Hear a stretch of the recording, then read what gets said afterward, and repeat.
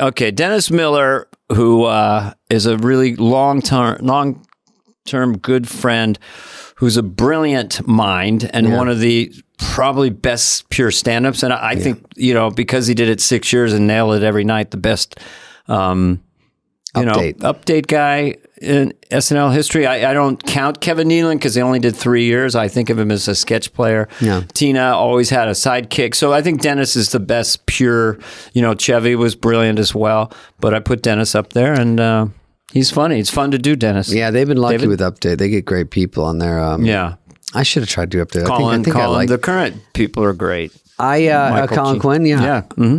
And Colin Quinn and Colin Jost. Yes. And Scarlett Johansson. Scarlett did it for a while. Yeah, she's awesome. I don't know anything about the show. She did it for a while. Okay, Colin Jost was in the Avengers. Joe. Okay, started out in the Whisper Horsey movie with the Redford cat. All right. So Denny got me on the HBO Young Comedian special. That's right. And he helped get me on SNL. He's the one that gave me the famous advice before I went on at Catch Rising Star. Hey, Spudley, don't kill too hard. It'll throw up a fucking red flag. I go, what do you mean? He goes, they don't like some polished road hack. I go, oh. Anyway, so wait, I don't do well tonight? And they're like, and David Spade. And I go, so I walk up and they're just looking at your writing. So I did it and Schneider did it and we got on the show. Oh, Dennis was a good champion of young comedians and he's a good talent scout. I mean, he noticed a kindred spirit. I think that you have some symbiotic comic DNA with Dennis. Yeah, you're not a clone, Dennis. But big influence, especially early on. And he helped Sandler get on too. So and Schneider. So he was a big help to us. And here he is, your boy, Dennis Miller. One and only Dennis Muscle. Christ sakes, Carvey, what was in your tea that day, all right? It's called Miller. It's not exactly the toughest pedigree you could think of. Anyway, when I do Dennis, my IQ goes up, but right now it didn't. Ladies and gentlemen, the man without the sunglasses is now going to say... It's Miller time. There you go.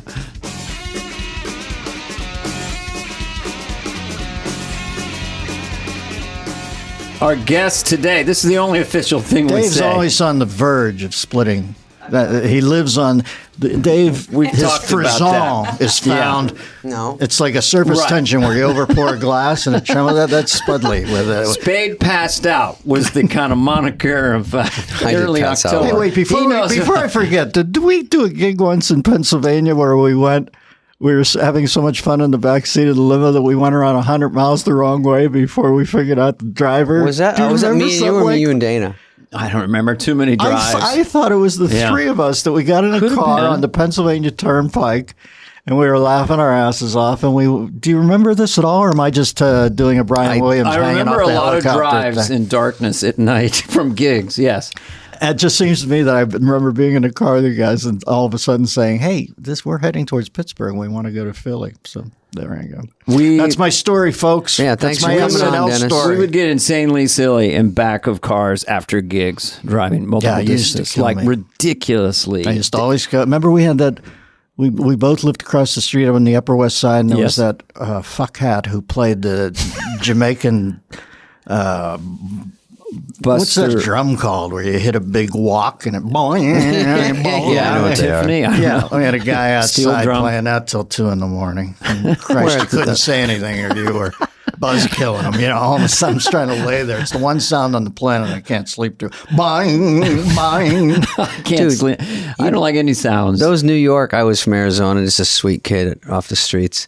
And then my first apartment in New York. You guys are at the Bromley, the fucking nicest place in the world. Bromley. Wasn't Dennis? Is that your pad? $2,000 a month. Weren't you at the Bromley? I was across the street on Edgar Allan Poe Street. I bought a place, actually. I remember that place. Yeah, how nice. Pretty nice. Yeah. I had these pipes, in the middle of the night. They're full of steam, so they go, kang, kang. It's like somebody's hitting with a steel pole.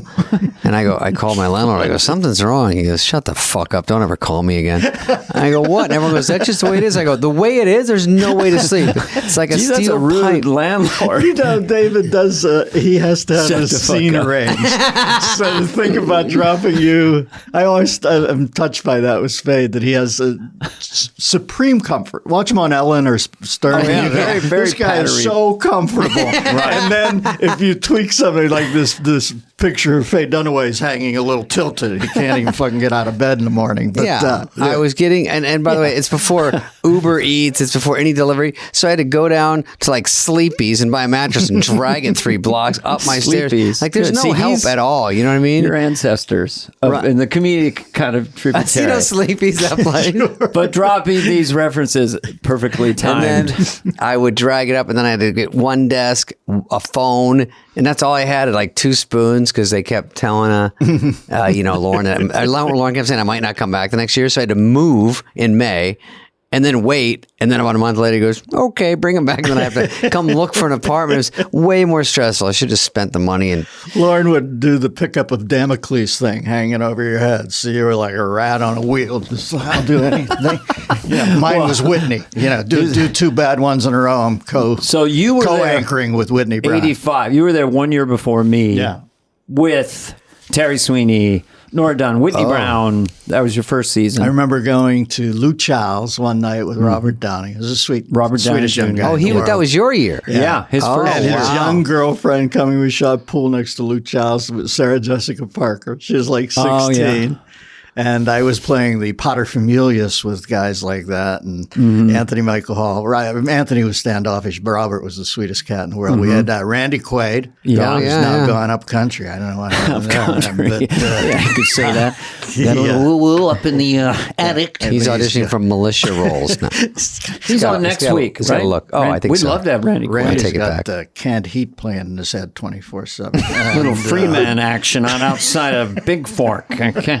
And poor Denitra, who passed. Denitra Vance. She was lovely. Denitra Terry Vance. Sweeney, who I saw maybe last year, and he's still with his husband, who they were together then, so that was lovely to see. And Lovitz, of course, and Smigel, that prick, wrote. I kid Smigel, I love Smigel, but he wrote that. He wrote that last scene where there's a fire.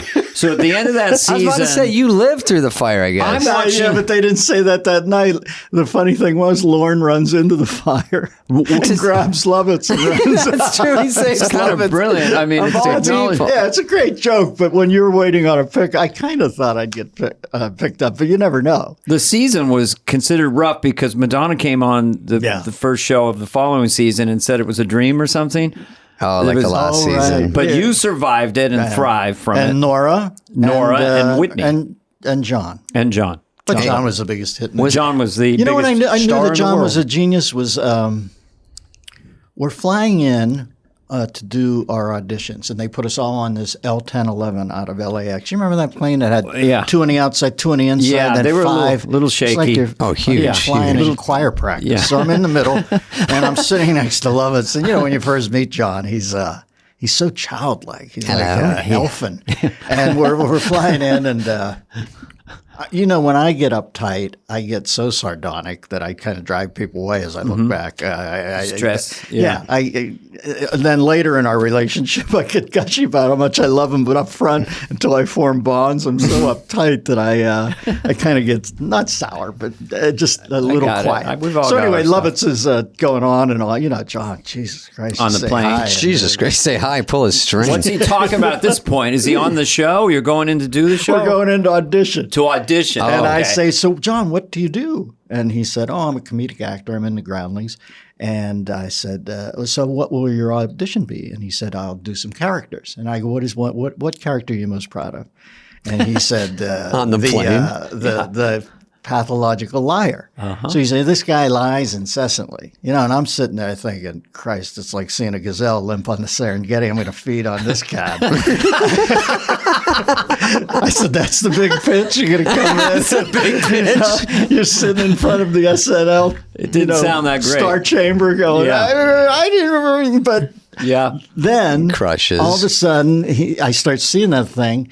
And then he does dress rehearsal the first night, and I introduce him as Tommy Flanagan, the president of Liars Anonymous. And he grabs me. It goes well, but he grabs me in the break, and he says, no, it's not Flanagan. He says, there's no other way to really pronounce Flanagan except for a pathological liar. He makes the A long. It's Flanagan. And I looked at him, I said, wow. Jesus, John, that took my breath away. I said, that is such a cool little accent or a cedilla or something. I thought, oh, this guy is sharp, man. Imagine Flanagan. You know, you look at Flanagan, you're going to say Flanagan. Yeah, but he even had to lie about that and say Flanagan. John, that's great. We had him on the show, and he, he really stood out because he looked different. Him and Phil Hartman, too, had these 40s things they would do all the time. And his voice was so big. John, but acting, that whole thing. Mm-hmm. But for you, like, we knew each other from the clubs, and you probably knew David a little bit too before he got into SNL, maybe right after. I remember David and Charlie Schlatter. Yeah. Remember, and Schneider, we used to go at breakfast at Jerry's Famous Deli on the curve out in Ventura. Sure. You'd be there with like Tori Wells. And Tori Wells? No, Covert went out with Tori Wells. You guys would come in full-blown porn star was at Jerry's. I'm like, oh? Yeah, she was like straight out of the porn. It's like, that's great. And we Dennis is more of a Terry Weigel guy. One time Tim Meadows. And I said to them, they were also diminutive. You know, they come in and they're all like, well, killers. Charlie was funny too in his own way, but he ended up walking with a clipboard next to Dick Van Dyke for 4 years in a hospital. Remember that show? Diagnosis Murder. Yeah. So they came in, and I told you you should pitch a show called Tiny Cops. Oh, yeah, Tiny Cops. Where it was just a procedural, but everything was just like Jerry Orbach and one of those procedurals, but all the props were made just a little bigger. Yeah, so you guys would whip up to a crime scene, and people would say, "Is that look, it's the Tiny Cops." And the doors were all little, and they'd open the door with two hands and hop out, and there'd be you just set a scale up so everything was done. That's ready I for remember Hulu you told me now. because I was like, I'm waiting for Michael J. Fox to host for that one. Give it to us. Hey, come on, Sarge. From Casualties of War. Hey, We love Michael what J. are we Fox. doing here exactly? Did you ever do a benefit for I did a benefit for Michael one night, and he stops 2 days out. He's such a mensch. Mm-hmm. He stops taking his pills 2 days out. So to get the fundraising going. Oh my God! That's what an absolute beautiful beast he is. So we're standing there talking. I'm gonna have to process that later because tomorrow. it gets people to go, "Oh shit, this is for real." Yeah, I mean, it was interesting. Blew me out. You know, you're like gobsmacked, and you're also tearing up, thinking, "Wow, this is a warrior." This disease fucked with the wrong guy. Yeah. And we're doing a gig, and Jason Bateman comes in, and he said, "Hey, do you know Jason?" I go, "No, I like Jason Bateman." But this was before Arrested Development. I just seen him in a few things, and he said, "Let's go say hi." So we go up.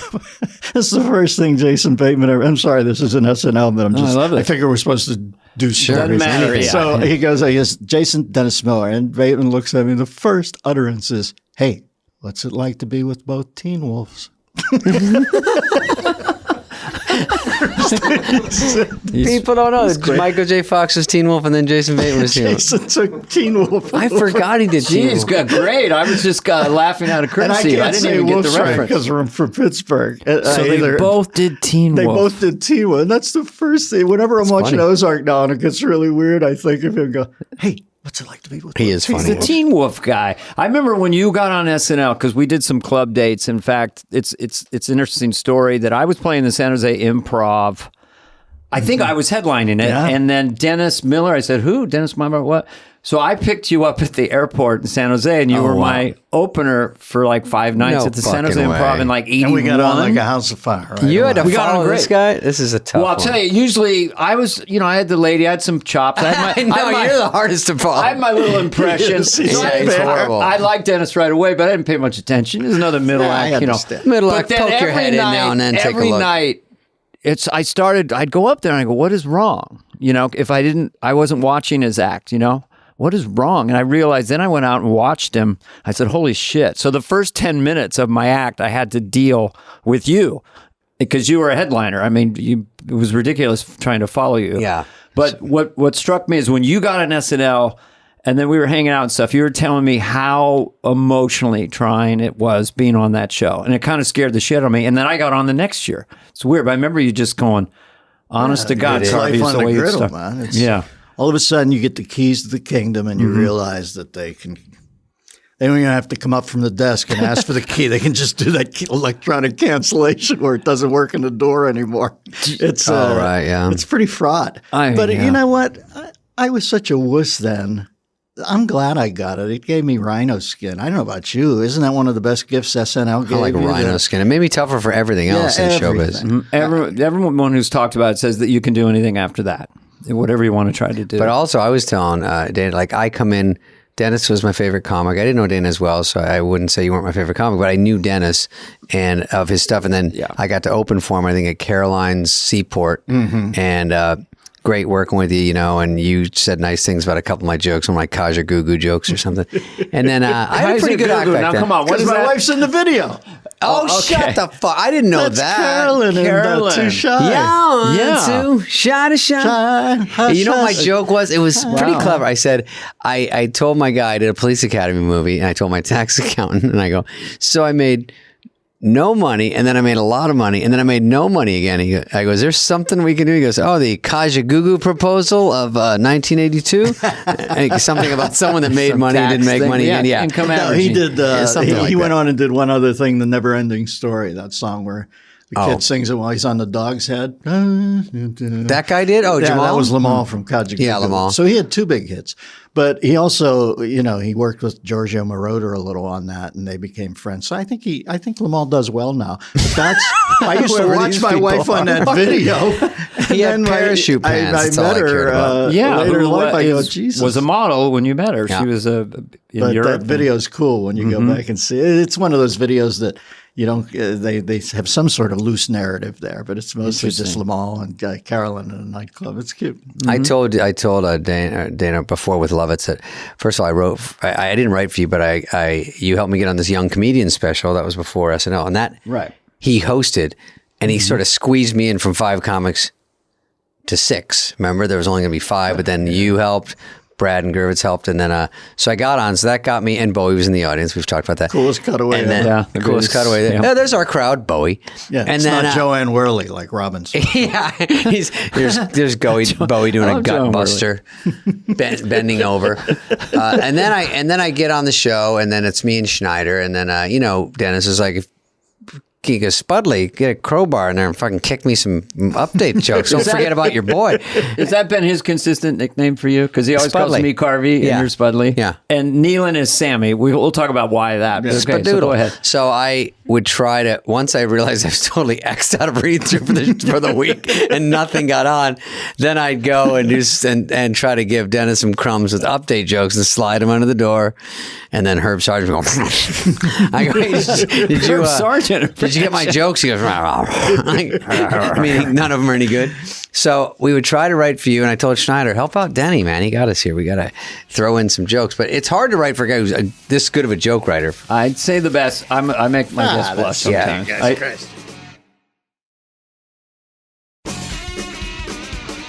Dennis is pound for pound the best update person in history, in my opinion. Appreciate it. And also the longest single guy, because I was looking up update hosts today, and Tina always had a sidekick. She was brilliant too. Oh, right, single. Yeah, but as far as 6 years, 6 seasons, solo, 120 shows down the barrel. Well, Herb was big. Listen, Herb Sargent. Herb, you remember Herb's office was like the Louvre of Saturday Night Live, the Smithsonian. Yeah. He had everything. He knew and I would everything. go in there. I couldn't really write till around Friday at 4:00. I'd get scared. And then I'd That made you write. You know, Yeah. when I got scared, I thought, you fuck this up, you're going to be back in a club in Baltimore, man. You know what I mean? It's like, get your head together. Don't be whiny.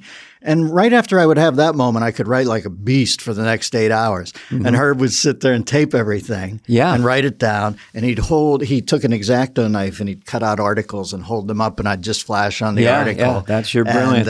You'd riff about it. Yeah. Oh. And he had I remember we were Belushi's beers. Because Herb had every piece of how accoutrement, and to feel inspired. Not that I was I'm not saying anything like John Belushi, but you could sit there and put the shark on, the land shark, or you could put the beers on. And I know that sounds funny, but it did remind me I was on Saturday Night Live. And you better bust your ass here and kill, man, because it was.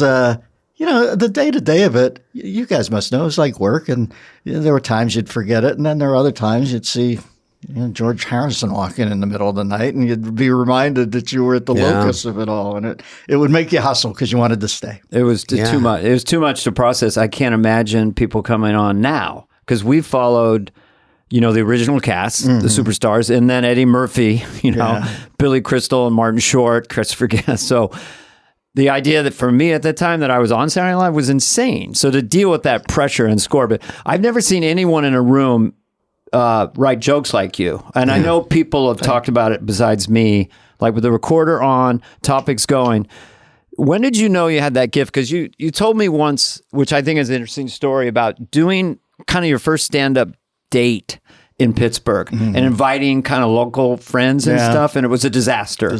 But where did you get the idea that maybe I got something? Was it like as a kid or just around? Or when I started, and by the way, I want to say that that night, you never know about people, do you? You're talking about when people like jokes on this thing, but when you're sincere. Yeah. I remember there was this sun god quarterback for our football team. And he was the first guy to have a sun god Super B 440, he had a muscle super car. Stud, he night managed a rusty scupper. His name was Mike Menegazzi. Roger Varwig. Yeah. You had one? We had one. Super stud. Yeah.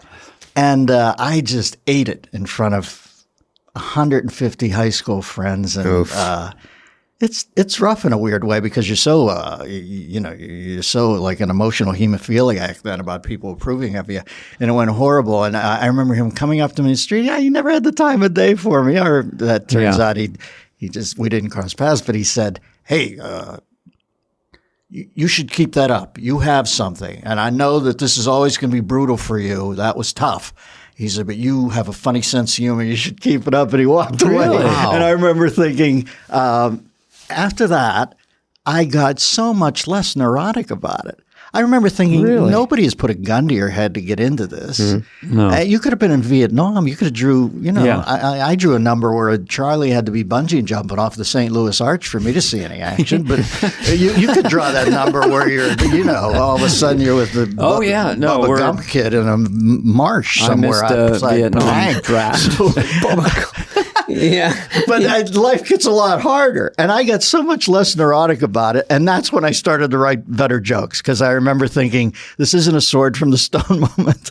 This doesn't always have to be some Francis of Assisi praying on a rock and a beam hits you in the head. Just shut up and write 10 jokes. It's like Letterman used to say. That always made me, it's parts of Dave I don't get, but I was always endeared when he'd say, hey, we're entertainers. Have 2 funny stories and get on and tell them. About the show? He didn't want to know anything. I got jokes. 8 minutes with you. Yeah. Tell 2 funny stories. I think it's nice that you did that because I think it's interesting that you walk away bombing in quotes in your head. You fuck that. But someone, people don't always laugh out loud, or there's people that go, everyone's not laughing. I shouldn't laugh, but I actually think this guy's pretty good. And have someone out of the blue that's influential like that, especially at high school. Well, when he died early, and somebody, you're on a list with your fellow graduates, and they said someone says passed, and he died pretty early. And I must admit, as little as I knew him, that made me so sad. It's like a stab. You hear that and you go, oh, wow. Is that weird? What's happening to us? I'm 68. Carv, you might? Are you a little younger? Or I'm a little younger, but not by much. Spudley, what are you? 41. Heather, check the Wikipedia. Will you change it again? You just wonder. You know what I mean? You're starting to hear I see about people classmates. It's so weird. Or you just start noticing the age on people that have a heart attack, and you go, at 51, you go, what the fuck? So now you're in the vicinity of like, oh, people are dropping, or you look at a picture and you go, oh, these 2 aren't here anymore, and you go, ah, fuck, man, it's rough. I have a big picture in my office. Do not. I just looked at Spudley's office. It's so sweet to see those memories, but I look up and see Phil so many times, and I just miss. Jesus, weren't we privileged to be with him? I had a flash yesterday because we were talking to Bill Hader, about nerves, and I do remember distinctly being terrified. But I'd come on before a sketch, an 8H, and I'd see Phil and Jan, and they'd be in their costumes, and Phil be looking at the script, and they were calming. Your castmates, I call them bandmates, it would calm me down to a point. We're in this together. Going back to you were just alone, right down the pike. for like, how long were your segments normally update? 10 minutes of jokes? And you'd have but guests. there's always a guest. Yeah, there's always a guest or two. You know what it is, that old Carson lesson about those are not going to work, and you have to not be a sweat act when it doesn't work. They don't need every joke to be perfect. That gets a little precious and neurotic. They want to see if you have any Scaramouche in you when it doesn't go well. You know, can you still Zorro a little? Scaramouche, the guy who was served under Trump? Rapier. The rapier. Okay. I got to go back to junior college. I didn't know that one. I just skipped it. I'm just saying that they want to see some savoir-faire when you eat it. That's more important than good jokes. Yeah. And Carson was always so brilliant at that. I used to watch that and say, why is that so intoxicating? And I thought, well, when this joke goes awry, the only mistake you can make is to double down or look like an asshole or like you're so bullet-ridden you can't take it. You know, you fucked up. It's definitely a joke that doesn't land, and then they see you smile or laugh at the idea that it didn't land. That's all it takes. Yeah. You don't even have to be witty or anything. You just have to look aware that you just This is what, you know, how bits stand out with people. I don't know why this line always stood out in my brain. I don't know if you did it on Update, but it was just so you, and it was so dry and bizarre. Jimmy cracked corn. And I don't care. And I don't care. Long pause. What the kind of hell attitude is that? Did you do that on Update? You know what? I started to try to write jokes when I was in a fallow thing as far as I used to always think indignation, what am I? It was like the fulcrum. Right. Oh, yeah, what am I? Arcane reference. So, you know, when you boil it down to is I got cut off on the 101. What am I? The robot made from Jethro? You know, whenever I'd get stuck, that's what I'd write. And when I couldn't even come up with one of those, I would just do a rhythm joke. And oddly enough, you built that firewall for me when you used to do Morse Miller, where you wouldn't even say words. You'd just go. Well, yeah. I mean, your attitude that's what that joke was. Yeah, just that's rhythm. Jimmy Crack What am I, Glico? And you say things where I go, I think you said Vinny once. Nick from the Detroit Lions here? You'd say things that weren't even, didn't even make sense. It's brilliant the way you do it. Because people would walk away going, I didn't get two of those. You're like, oh, I just made those up. Just because you got to keep people off kilter a little bit. Like, God, I had almost every reference. I always thought the core joke, the mothership should be accessible to all, and the next one should be accessible to 4/5. The third one in should be the other fifth. And the fourth one, they shouldn't get. That's where the garbo is, and it doesn't even have to make sense. But you walk away and go, you just give them that look. Like, it's just so smart. It doesn't even have to mean anything. I don't know. Also, you've done how many specials? 10 specials? 9 specials. Which I opened for one, maybe Black and White, or maybe Mr. Miller Goes to Washington. I was thinking of shooting for 10, but I don't have it in me anymore, man. I'm like Jimmy Arness in season 22 of Gunsmoke. I'm flenching. You know, it has to be Jimmy or not James. There's a kid in town with a fast gun, and I don't have it anymore. The last one I did, I was so fucking nervous. Well, the way the world is, it would be here. You'd be seated for your tent. I could do this. Just a little room with just like 3 people. But you stand up in front of that crowd. I just don't. Listen, I'm glad. I played golf with Charles Barkley once, and it's terrible. But he didn't even have a hitch in his backswing. He had a mini stroke, you know, where you have to go away to Warm Springs and swim in the pool with FDR just to get. Eleanor's out with her girlfriend. He used to be, I remember golfing, he'd say, I can't believe I embarrassed myself like this. And I said, Charles, just be glad it wasn't in your free throw stroke. You know, stop in the middle. It could have been in your rice ball. Right. So I always thought, as long as it didn't impinge on my rice ball, like the not acting or anything like that, I was happy. But can I just insert this for a second?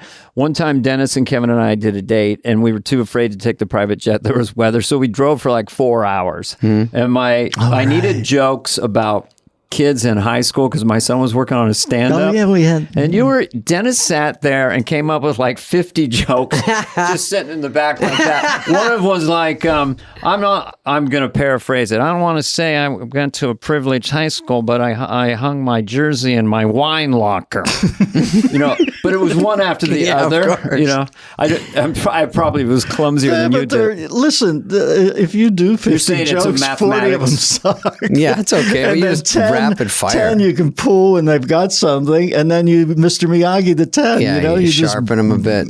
Especially I watch you on stage. I know that you take it up there and get the language right, and the rhythms right. Yeah. You're a great stand-up, man. You know, when I first saw you, obviously you were like a such a young kid. And then I've watched you over the years, and nobody. I mean, those Ellen things. Ellen can be a little quirky, but you're so smooth with that. And then you go over to Stern, and then when I see your stand up periodically, I go out. Well, God rest his soul, Norm. But remember, you and I and Norm recently. Oh, that was the last time I saw Norm.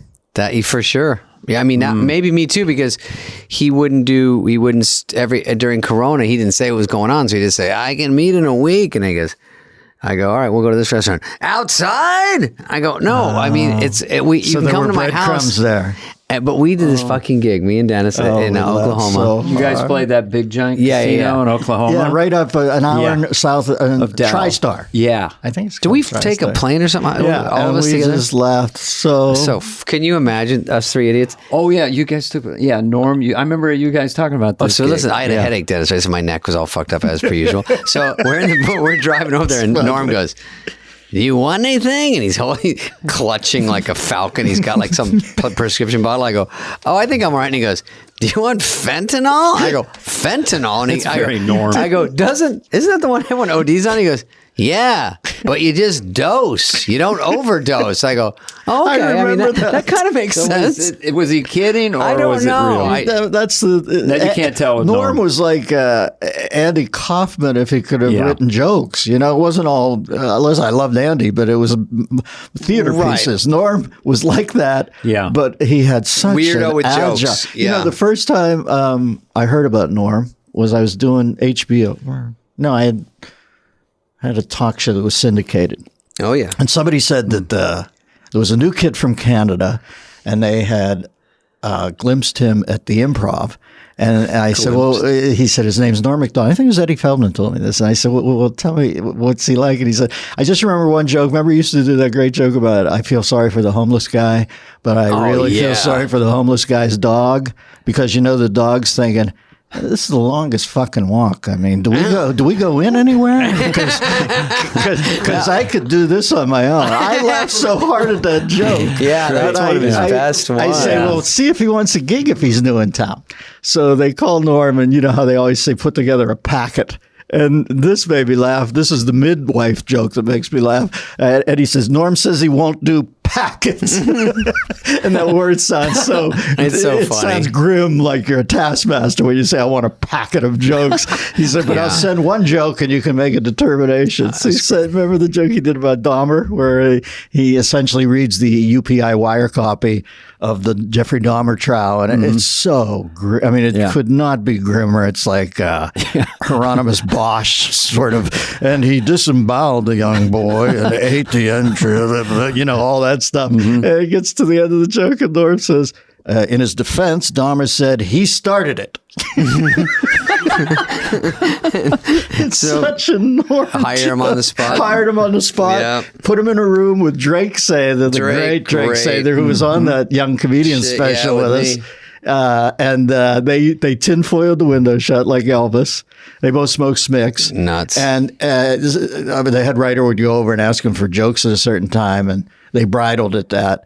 And I said, listen, these guys are rare avis. Think of that as a like orchid hothouse. Those are two geniuses. You can't ruin the humidity in there. So I said, I went over to Norm and Drake, and I said, listen, guys, I'm not going to take your best jokes. I don't want to know your best jokes. I need some 6s and 7s for this monologue, because Norm would write jokes that I'd have to hand back to him. They were so brilliant. I said, I can't tell. You know, I'm not going to take this joke. This will be what something you and Drake too. He was a stone killer. So they said, fine. So at 1:30, it literally is like the food slot in Papillon, where the jokes would slide out under the door. And out of 12 jokes, some of them were so crazy that you thought, I'm going to go to hell just for seeing this joke. And then a couple were just they were two brilliant minds. And you know how they love to be left alone. Well, They didn't want to. Drake had a couple of. I remember when he goes, I went to a funeral. He sounded like Dennis. He was kind of doing a little bit of Dennis. A lot of people, I think we all that's did. And he goes, Dennis. I went to a funeral and I was wearing the same outfit as the deceased. How embarrassing! But how did I know he'd be wearing a "Too Drunk to Fuck" T-shirt? It was always I just pulled up on this car and the bumper sticker said, "Help stopped bombing in Iran. I pulled up. I said, I can't get my girlfriend to stop fucking my buddies. Can I handle that before I start ironing out everything in the Middle East? That's a rhythm joke. You can almost insert anything there. I remember sitting one night up in the balcony at the Improv, and Jay was holding court. You know, he had like a tweed hat on. He'd call you Mr. Arthur Conan Doyle pipe. You know, sitting up there. He's had a pipe. It's like avuncular. He's and like we're all 6 sitting months around older him in than a half us. circle. Mr. Carvey? And Mr. Drake's Spade. one of the people there. And, you know, Jay, listen, if you have a TV shot, you tell your 8 best jokes. You don't save jokes for the second shot. You You don't save don't have them. to be a second shot. You tell the best 8, then the second one you do the 9 through 15, you know. And it's like 40 minutes of the Socratic method. Yeah. At the end, he's like, okay, boys, I forget what he's got outside. He's got the Motorcycle, Munster Mobile or something Yeah. that he bought at auction. Where Driving in a unicycle down the 405. So Drake's sitting there with a cigarette. He looks and he goes, hey, thanks, Jay, but I have a father. It's 45 minutes straight, and then finally.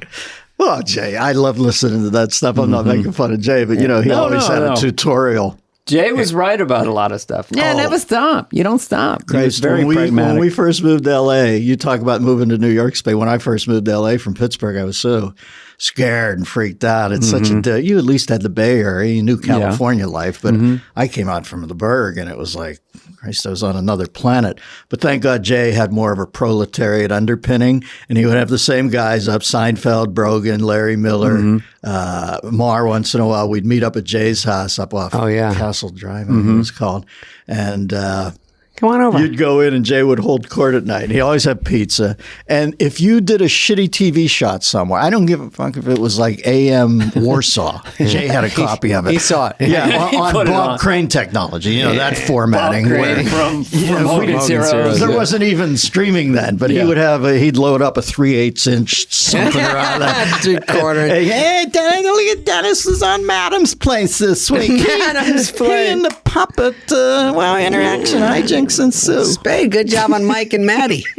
Every once in a while, he they'd had hear like James Bond TVs all over, and he'd watch all the shows and knew he what was going on. He would download all your worst stuff. Your worst. What happened here? And then there'd be banging from upstairs. Yeah, I go, oh, Mavis. Mavis is upset. We used to do Jay Leno 911. Yeah, this is Jay Leno, and there's someone upstairs in my house. I just need someone to check it out. Oh, are you married? Oh, never mind. You did the funniest. And by the way, that documentary, Carv, blew me out. Your commitment to it. I was so proud of you. What was it? Which It one? was the brilliant show that they did with Schmeigel and Colbert and The Danny that- Carvey show? But there's a great documentary about it. You can see how Oh, right. proud Yeah. Dana is of it. And listen, that's a bad play by Brad. God rest Brad's soul. But you don't put Dana on with that crew. That's a wrecking crew. Oh, That's fuck. like those session guys, Hal Blaine and all that in that studio. I It mean, was a those are cable- killers. it was an HBO show. And God bless Tim Allen. I mean, he was a huge hit, but they could not be more chalk and cheese, as the British say. No, once it was Gross. on primetime following Tim Allen. And My favorite sketches there's no you chance. did. Didn't you do the Incredible Journey with Jay? The dog and the cat and the dog who go cross country. yeah, some kind of weird Do you remember sketch. that movie? It's a dog. The Never-Ending it's- Journey or something? Yeah, but it's a kids movie. Am Yeah. I confusing this with Stiller, or was this on your show? I don't think. Well, I did. Did you do Jay Leno on that? and Smigel did. It was you on the side of the road, like the I don't think it was me. I Oh, think okay, then it must I have did Jay and Smigel did Quentin Tarantino, and we got so excited that it bothered dogs like always states goes away. in Well, then I'm conflating it with Stiller show. Sorry, Somebody did a great thing called The Incredible Journey, which is a Disney movie when they're young. It's two dogs and a cat With Jane- get dropped at yeah. a vacation spot, and they have to get back across the think it was country, Stiller. and they all make it Sounds over tense. to them. But somebody played Jay, and this is what I always think of Jay. He was always closing. He was a stone killer when he was in the work mode. He never Yeah, he's thought about good. anything else. I remember he played Good Cop, Bad Cop with Helen Kushnick. Like, I remember I had a band on my show one night, a talk show called Yuthu Yindi. They were an Aborigine log band. They're standing there in, skirts made out of that, Bamboo or something. yes, that sort of stuff. No shirts on, and they're hitting big logs on little logs. This is what I'm booking at this point because I'm like third in line on the talk show thing. So the Youth Indie manager comes up to me and says, "Hey, we got a call from the Tonight Show. They said we weren't allowed to do it if we did your show." I'm talking to a guy in a loincloth. So I called Jay. I go, manager. "What the fuck are you doing? You're kidding me. I've gotten out of the way. I'm not trying for Tom Cruise. I've got the Youth Indie guys telling me that you're bracing them." That's hysterical. I had no Helen. He goes to Helen. In the sketch, Jay's, there's a dog, and the dog goes, "I got to get across that highway. My master's across that highway. They've gone home from vacation. I love my master and I love my mistress." And then they show the cat, and the cat's, "I got to get across that highway and need food. I know there's food over there because master and mistress always provide sustenance." And then the third creature is no longer a dog. It's Leno. And he's got that shitty crinkle cut tie on and a stand-up coat. And he's like, "Oh, he's we could bump Trisha Yearwood and we could..." It was all about the Tonight Show. The other two were thinking about getting back. His every thought was, then Harry Connick can come in for the Christmas show. Yeah.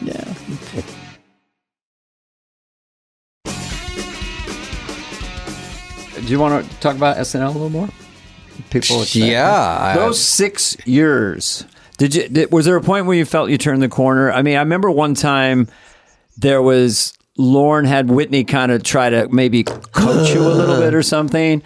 There was a blip there, and then after that, you seem like you got comfortable. You know what? I got to say this. Lorne changed my life. He's like Henry Higgins. You know. Oh, yeah. Sometimes it was all it's well intended. Yeah. I look back and I don't even know if Lorne lauds it over you as much as you give him to. You know what I mean? He's such an omnipotent power in your life. You mean it's like in your head about like pretty you want to go, Lauren doesn't really think about you. Yeah, every day you're like, I wonder if Lauren thinks this. I wonder if he's like just on a treadmill at home. He doesn't it's give like a fuck. Paul McCartney said about the Beatles music. He goes, "You listen to Winston Churchill, it's still all wobbly and hissy. You listen to the Beatles, we get shinier and brighter all the time." And it's like, Lauren, the further you get away from the show, the more you appreciate having to handle the network, the egos, the sensibility. So he gets a lot of. When I stopped worrying as much about him because I knew I was making him laugh. Yeah. Oh, yeah. I got a little better at it. But I do remember coming out of the box and having a bit of a...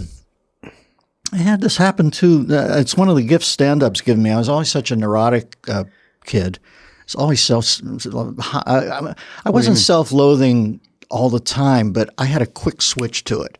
If anything went wrong, if I shot like a 61 in 9 holes of golf, I'd go, oh, you're such a, you fuck everything. You know, I had that thing. And I got over that with Lauren. I didn't turn on myself as much. I remember thinking, you better get on your own side here. Yeah. And it happened to me on Letterman one night where I was standing back there. You remember how scared? I was so scared. We all I don't know about you. Letterman. And Biff's standing there. You remember Biff is so sweet. Stage manager Chewing before you go on. Not a care in the world. He's and like, he's so cool. You kill it. You know, and you're thinking, they do this a lot. Somebody must be doing it right. And right before I went out, and I had all day long been, they put you up at that hotel on Madison right there where all the watches were up in the Longines building or whatever. And Midtown. I'd get up, I'd walk on Madison, go back to my room, try to lay down, walk. I was so the nervous. Day of the show, it's like a nightmare day. And I remember thinking right before I went out, I thought, Christ, you've worked so long and so hard and you've dialed these jokes in.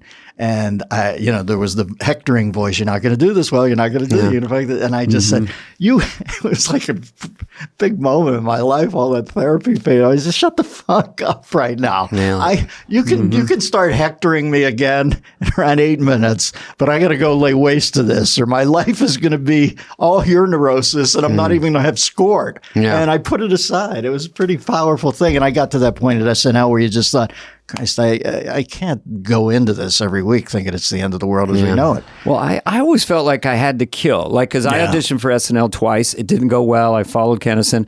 So when I got on the show or I went on Letterman or anything, I could say maybe I was pushing too much or so theatrical or whatever. But I felt like if I didn't kill, there's no more job. Like I'm out, and I felt that way all the way through SNL. Just had to kill.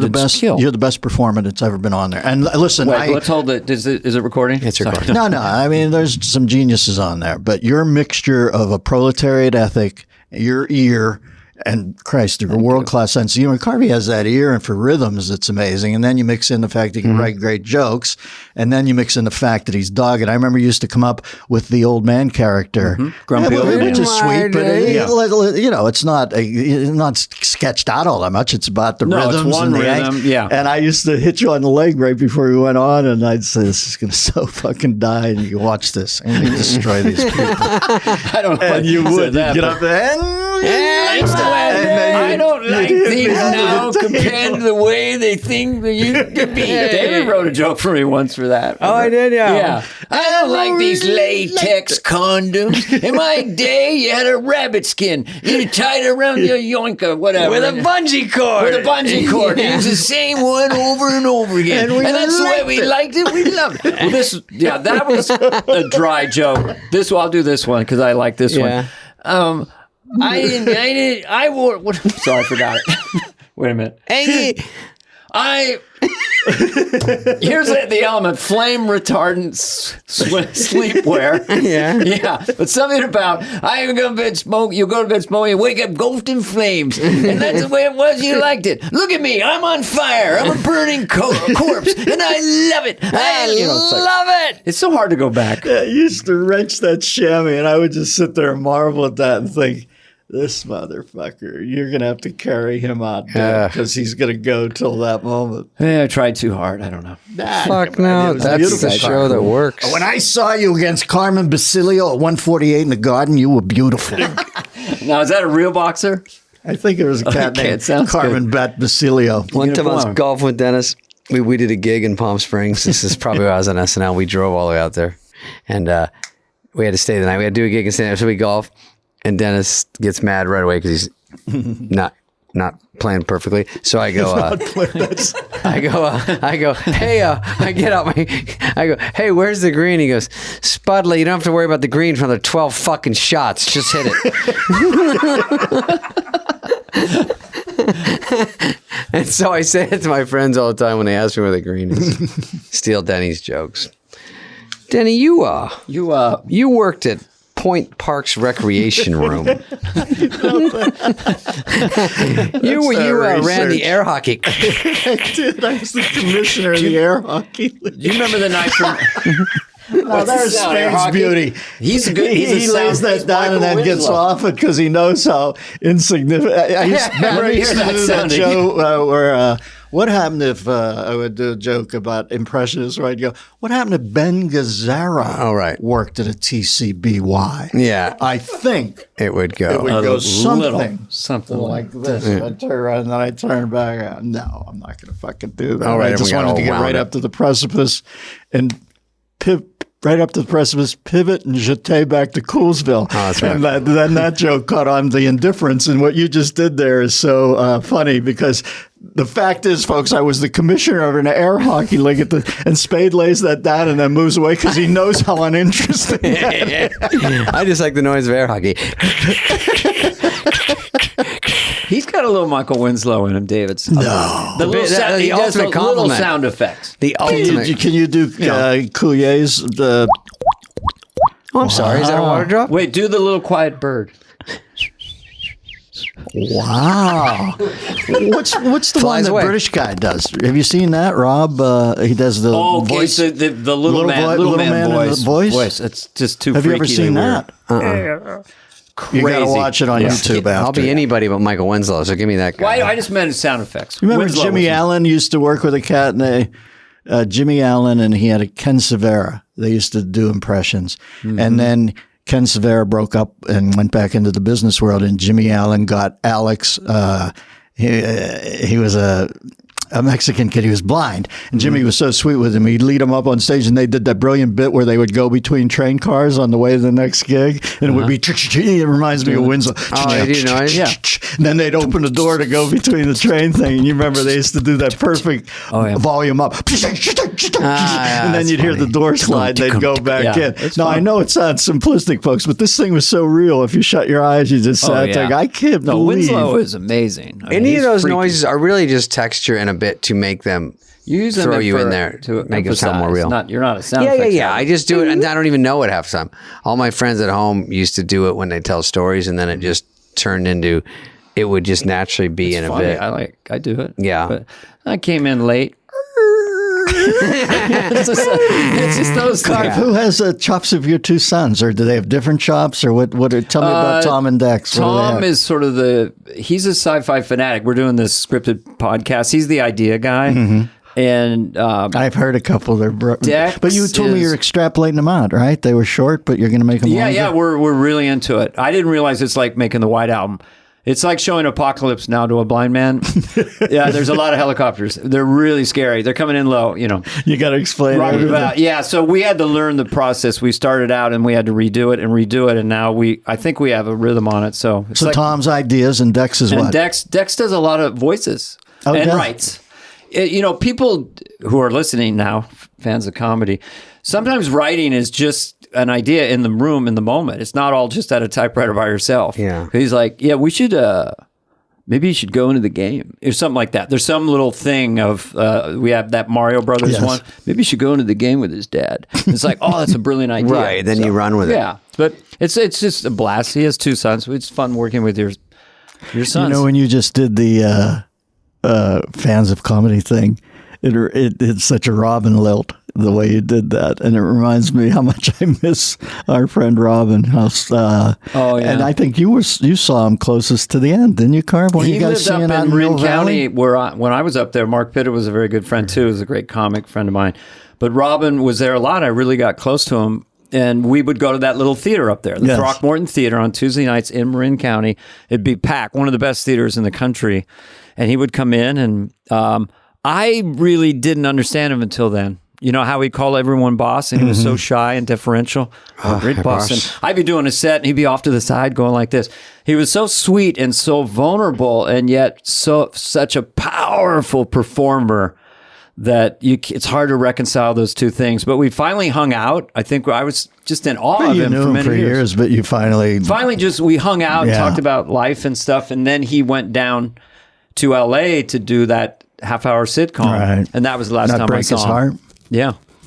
I saw him at the other one night. Was the other the one with the long, thin window? Yeah, that was in San Francisco, where I met my wife, the other cafe. I was with him at the other one night when he went up on stage, and Mystery Science 3000, everybody walking by the window. Yes, and you would riff for people in this giant picture window. You have certain nights in comedy. Kennison around 2:30 in the morning one night at the Comedy Store, just wading into some tourists who thought it was Dr. Feelgood, and then he went Anton LaVey, Dark Springs, and they're all like scared. But Robin that night, people would come at a predictable cadence almost, and he would annotate them. And he's absolutely brilliant. Yeah. One night outside that place, I'd done a set, and he stopped me, and it was misty with a lamppost. There's the other. And this was before he went to L.A., before he passed away. And he said, Dana, and he said he always had this idea in his head that I had came up with, talking about your dick like, oh, my Mr. Happy,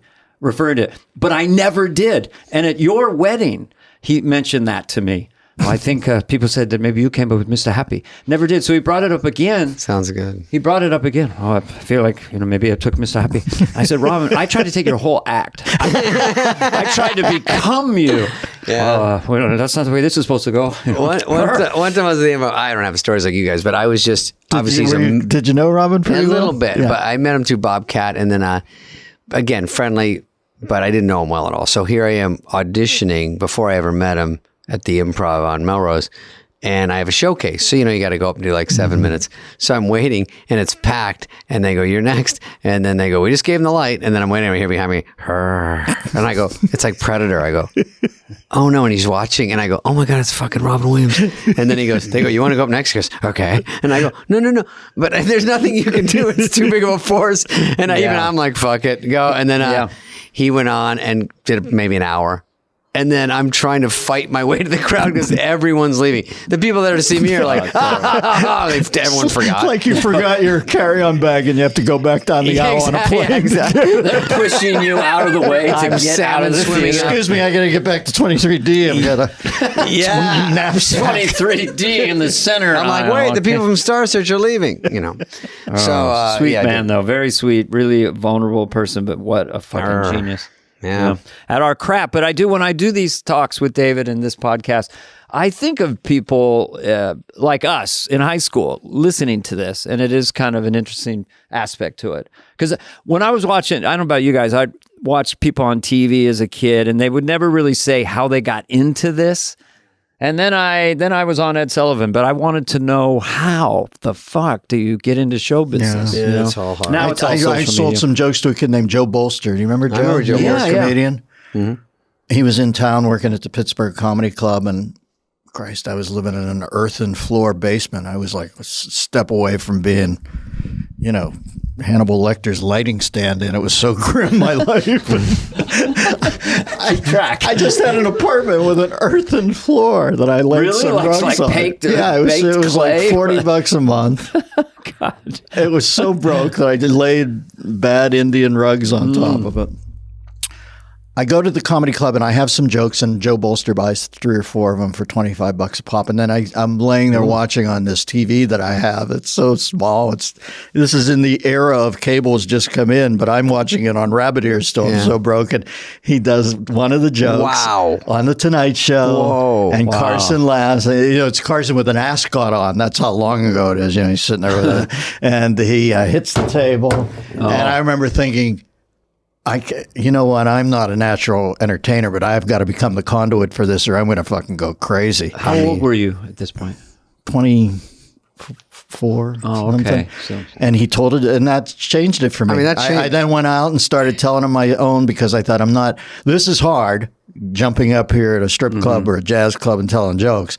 It's not as hard as laying there in an apartment with an earthen floor and an Indian rug on it, and watching somebody else make Johnny Carson laugh with something you thought of. You better get it together, brother. It also shows you're in the vicinity. You're like that. Just right there, you go, wait, I did one I thought of, and it's on TV, and I'm close enough to get it, so I'm not that far off. Yeah. It was a sitter at the net too. It was an easy one. Just Joe had just moved out from New York. Carson said, "How do you like LA?" He said, "Good. I get a part-time job during the day. I drive around during rush hour in my car and report on helicopter traffic." You know, just inverting. Right. But when I first moved to LA, it was like all those. It was like Ray Liotta making spaghetti. There's all those helicopters in the sky. He thought, this is so crazy, and it just caught. It caught Carson. You know how it's. Listen, that's hardly a great joke, but it caught Carson's rhythm. You are a funny man. That is good stuff. Anyway. You are correct, sir. Gentlemen, joint. One of my favorite things I've ever done. You are correct. But I remember we were at Comedy Magic Club like in 1981. Yeah. Still at the point of not knowing, is this going to be our life? Is this going to be our career? And I remember meeting, I don't know if we already worked, but I didn't know you that well. But you kind of said to me, I don't have any gigs. I got no gigs. I remember that really stood out.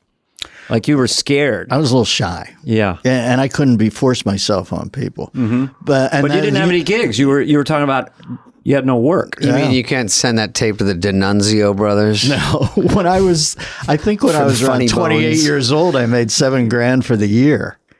And I remember thinking, I better hang in here because I'm behind everybody now. And then shortly after that, it happened. Thank God for guys like Mike Lacey, who would give you a burger. We're talking about the Hermosa Beach Comedy Magic Club. I don't know if Mike's still affiliated with folks, but if you're in California, it was a show place. And God, it was a beacon in the night for lost comedians because we used to all go down there, sit in that back room. Dinner. Mike would feed you, and he was the sweetest guy in the world. And then he'd had animatronic dolls. You know, he'd say, "Hey, I gave my Eddie Bracken doll a new belt loop." You know, and you'd go out and go in the other room. He had comedian puppets and stuff. It was Comedy Magic. Do you remember following a magician? They'd always have a magician story about middle. Following a magician, but then you'd go out. I remember one night I went down. He had that little marquee. I go down with Jimmy Alec. Do you remember the great Jimmy Alec? Yeah. And I'm the opener, and Jimmy's the headliner. This is when I first get to LA. Yeah. And the middle act. You remember Jimmy had the bad leg from childhood polio. The middle act's Marty Polio. We pull up to the marquee. It's Jimmy Alec, Polio. Polio?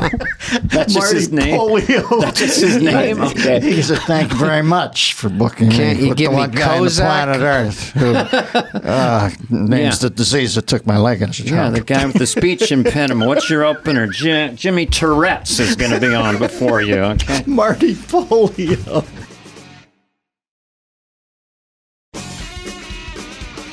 I can't let Dennis go without thanking him for being in Joe Dirt. Spade. God, it gives me cachet with the kids. I can't tell you how many people. I don't know how that didn't turn into something else, Spade. I know you did too, but it's like a Wayne's World thing. I have people come up to me. That's their favorite movie. It always boggles my mind. Not boggles my mind, but I didn't know Joe Dirt until I did the movie. Yeah. And then all of a sudden I had this whole new audience. People love that movie. Yeah, that lucked out. I thought of the name Joe Dirt. Joe Dirt. It was me and Fred Wolf wrote it. Wolf. And Hey, you're good. You're really good. It was called Shane for a while. Dennis, I want to tell you, first of all, you did a great job. And I'm going to talk to you, Dana, in a second. I want to say one joke. Really I just want to tell Dennis there's no way you can do better, but we're going to do one more time. And hey, Fred, you're going to be our guest one of these days. Yeah, Fred's coming up. But we did, it was called Shane because I thought that was a funny name for that guy. And then I said, what if it's just Joe Dirt? And very potent. Which I didn't love, but then it kind of caught in there. And it was sort of a crystal meth guy at the beginning. And then we kind of made it a little nicer. Mm-hmm. And that was a good move. That was Ted Lasso way before Ted Lasso. Yeah, it was a sweet guy, a sweet guy where you really pulled for him. That was a good vibration, right? And it was first time I wasn't super sarcastic and all that, and got in. Wasn't making fun of the South. It was sort of. One guy was really like a genuine, authentic person, and Kid Rock was great. You were great. Dennis and I remember I had script pages on my lap because I think we had Dennis for one day, and he was just making up joke after joke. It was just fucking spinning gold, obviously. What are you, Jane Fonda from Clue? You know, we tried to write like him. That was the heritage. Oh, yeah. And then I would just try I'd look down, look up, say my lines. Look down, look up, because it was too hard. We were moving too quickly. You know, I had like 12 pages of dialogue. I had to keep going. Yeah, we knocked it out then, man. That was a productive day. Yeah, and then I think Dennis got out at lunch or something because it was like we got it all, and we didn't know how hard it would be, but he was nailing it all, and then he would just riff on each one and go, I'll give you 3 for this, and then it was like 3 jokes. We're like, fuck it. And then Spudley, I lost 10 pounds after I saw Joe Dirt 2. He was nice enough to have me in for like a practical note on Joe Dirt 2. Yeah. I'm sitting there and like it's before Untuck It, so I've got a regular length shirt that's hanging out down. I remember you told me this. You know, like a muumuu or the sheet. I look like Alan Carr. I've got this. I can't watch that movie without seeing how fat I was at the beginning of that, man. I know. So right after that, I appreciate it. I'm not exactly Frank Gorshin in the Riddler costume now, but I've at least lost a few. Like Donnie Sutherland, sure enough. Timmy Hutton. My first I did a movie once with Michael Douglas and Donald Sutherland, and it was called Disclosure. It was about sexual harassment. I saw it. That's a great movie. And I remember seeing for the first time how the other half lived, because as soon as they'd yell cut, you know, Michael had the whole world wired. He was Gecko in real life, and Sudsy was so funny. Yeah. He was like a hippie guy. Very cool French hippie, sort of French Canadian hippie, and we'd go down a pair of steps. There was a golf cart there. We'd be in the golf cart. They'd blow out through the doors. We were out in Warner Brothers studio. We'd go down. Mike had this trailer that was like the Taj Mahal, and he had he'd call ahead and what your drink was. Yeah, I love it. And he would meet us at the door with our drinks, and we'd watch the NBA championship. Yeah, and I just remember thinking it was he and Donald were so funny together, and you realize the guys like us, quite frankly, I'm from Pittsburgh, Spudley, Arizona. Young guy from Arizona, and Carr from up in the Bay. You're telling me stories about room servicing for Michael. You know, we're not guys who were privy to this. Yeah. You remember that first moment you're let in? You called me one night. You and McCartney were out in the Hamptons, and I just there's that mind blow part where you go, I can't. You're trying to fake it like you belong, but you're thinking this is unbelievable. And I was not ever on SNL at that point. I was just hanging out with Paul McCartney for 5 nights with Linda. But having a famous person, the first time a host would come in and know you. You know, like, because you're always just a writer, you just perform, and then someone goes, "Oh yeah, maybe we can do something together," and I'm like they know something and they like you. And Carole King came to the show and said, we should try to do something together. Oh, for Carole King, just out of the blue. I don't know. That's a big part of SNL is Lorne, almost as much as being funny and not being a sweat act and not laughing at your own jokes. Yeah. He does not want you to be overly supplicating with people. No. You know what I mean? You remember those Monday night things. Sometimes you'd sit there with somebody really who was your hero, and he didn't want you gushy about it. Did you have people, like throughout your tenure in SNL and your career, like somebody famous that was older that gave you kudos? or came up to you at a restaurant or what? Sammy Kahn, the great lyricist. He came up to you one night, said, "Kid." Can you imagine that, Sammy Kahn? I would come fly with me. Yeah. I was a nerd kid, and I always dug that. And I remember What year? How famous were you when you got the message? I did a roast for Friar's Roast, and I ate it. And I remember I went on like 15th out of 17th people. You know, the Friars. Mm-hmm. It was for Chevy, not the train wreck one later down the road. This is when Chevy was front running. It works better when the guy's in a power position. Mm-hmm.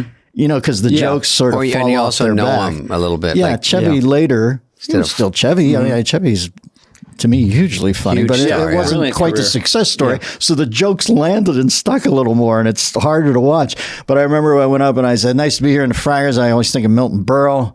Milton Berle's dick is so big that I'd have to think he stole that too, and because he was famous for stealing jokes. So it's a good joke, but I'm like, nobody knows me. He's Yoda there, and they're thinking, who the fuck is this kid? Great joke. I eat it. I remember Paul Newman's on the dais. I looked down, and Paul Newman, who was very cool, but he has to avert my gaze because it's so bad. Like what's going on? I hate that. And I come off.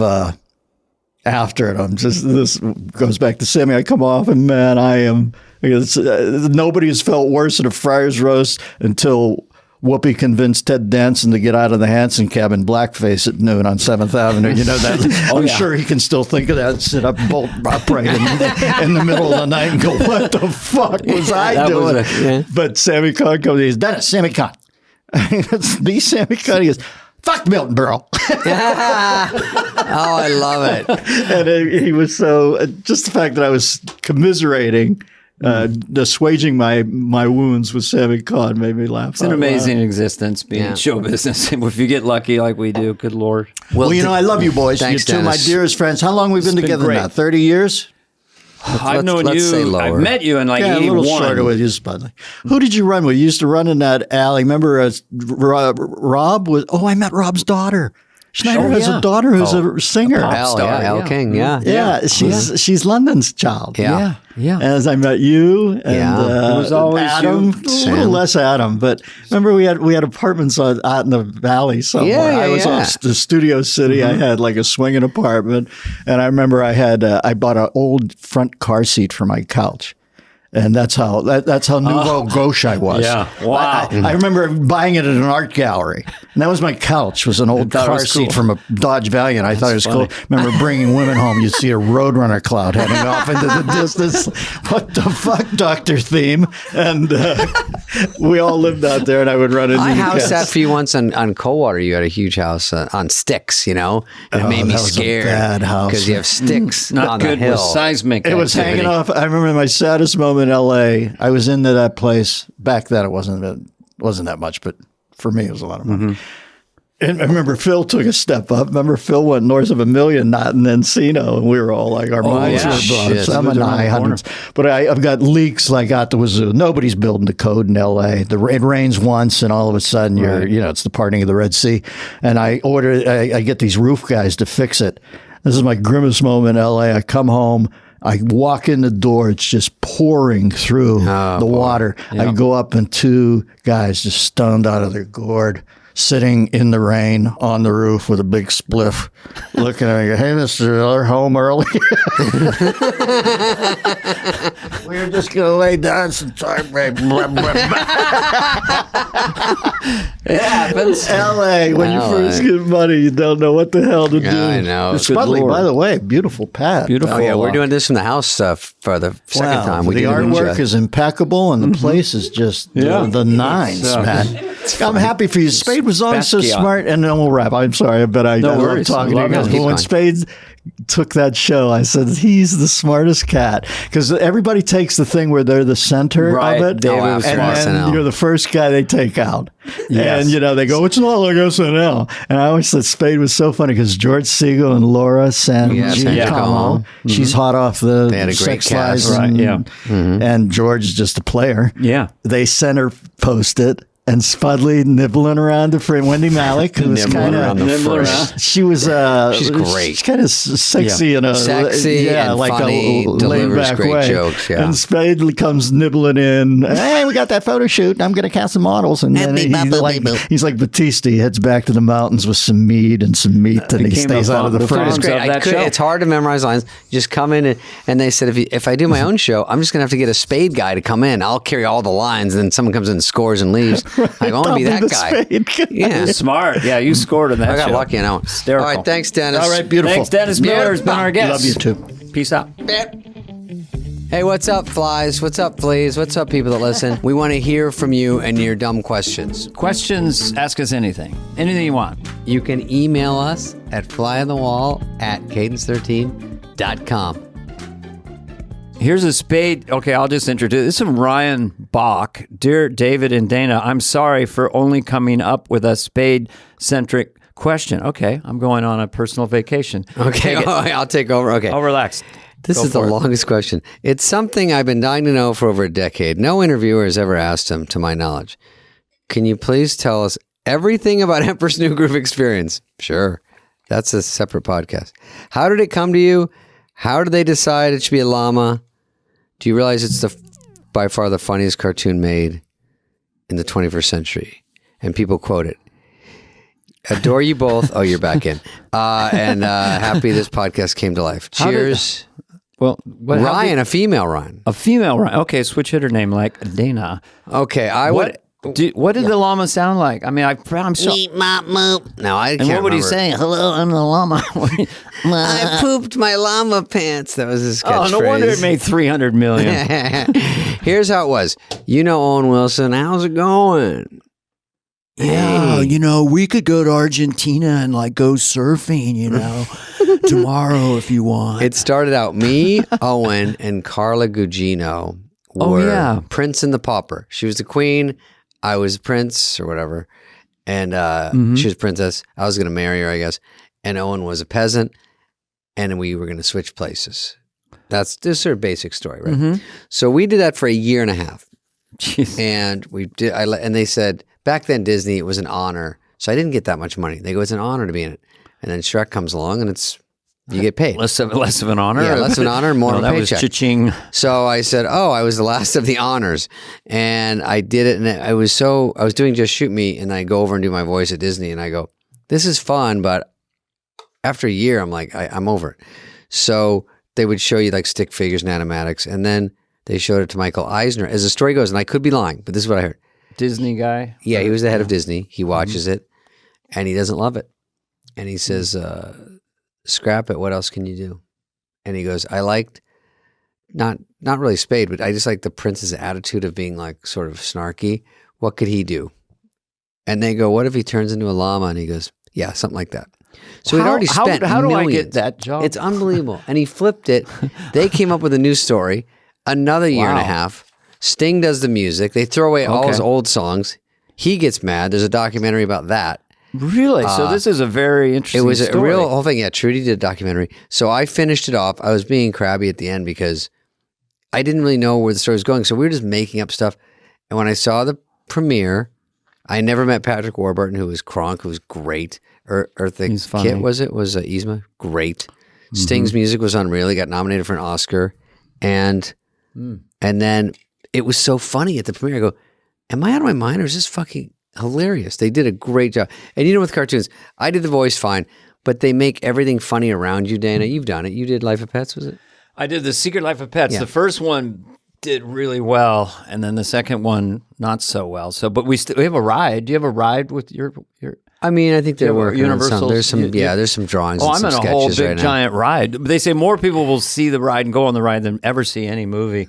I have a ride. Damn it. It's at Universal. As you come into the thing, you're going down the tunnel. My dog is introducing it. You're gonna love this ride, and I get a little taste of the action. Little checks keep coming in, but yours is good too. It No, just didn't it's make it good. to I a might snow go on ride. that. Couldn't you just give it a Ferris wheel or something? I'll check out The Secret Life of Farts or whatever it's called.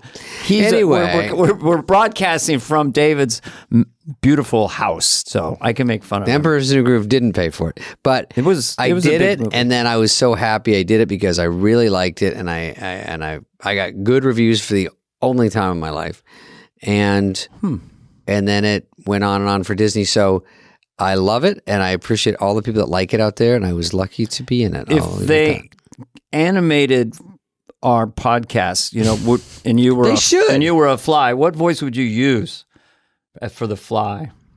Meet mop moop. It doesn't matter what it is. It doesn't matter. It's just the I'm idea that you're I'm a trying. robot fly. No, I played Buzz and Scuzz as horseflies in a show called Racing Stripes.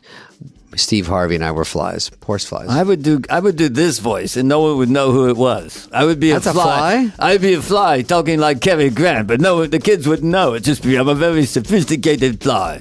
This is how I am.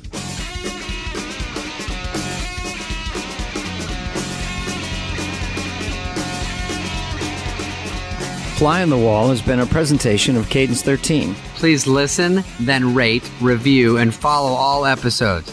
Executive produced by Dana Carvey and David Spade, Chris Corcoran of Cadence 13, and Charlie Finan of Brillstein Entertainment. Production and engineering led by Greg Holtzman, Richard Cook, Serena Regan, and Chris Basil of Cadence 13.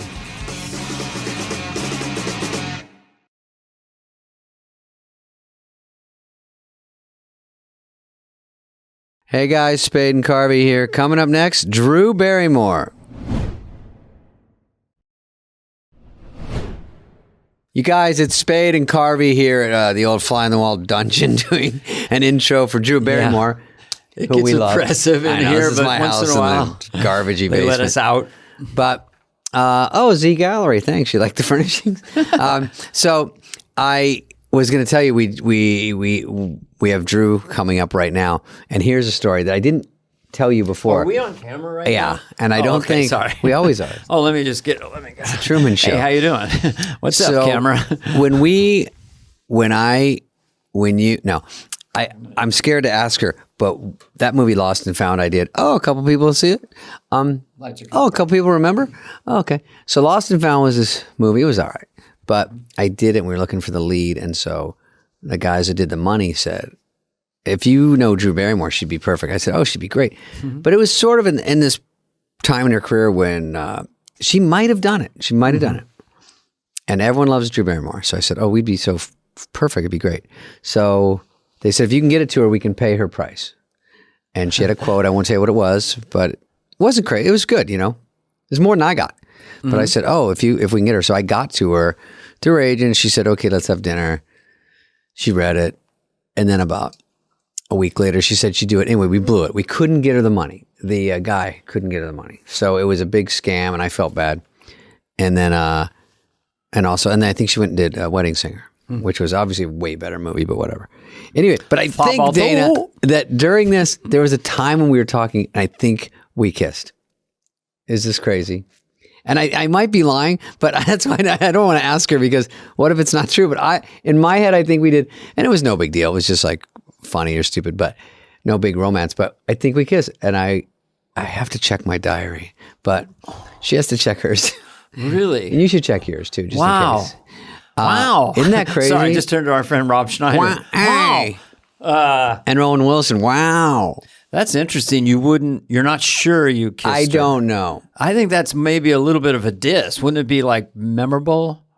No, because when she had that movie, Never Been Kissed, I go, oh, I don't think so. Oh. But I was like, I don't know if I'm going to ask her. We did go out once. We had dinner once. And you and Drew? Yeah. Are you going to skunk my And I said, how much story? you been dating lately? And she goes, this is my 52nd date. Reference to the movie. She goes, long way to go. Some gross guy tried to kiss me once. I forgot his name. I think you're friends with him. Spade? No, I feel paternal toward her. She's she's been a part of America since E.T. She's and she's about as cute as a kid could ever be, and she was so great in that movie. And now she's still here. I think the thing I take away from Drew is just the positivity is real, and it's how you get things done in the world is by just never letting the flag touch the ground.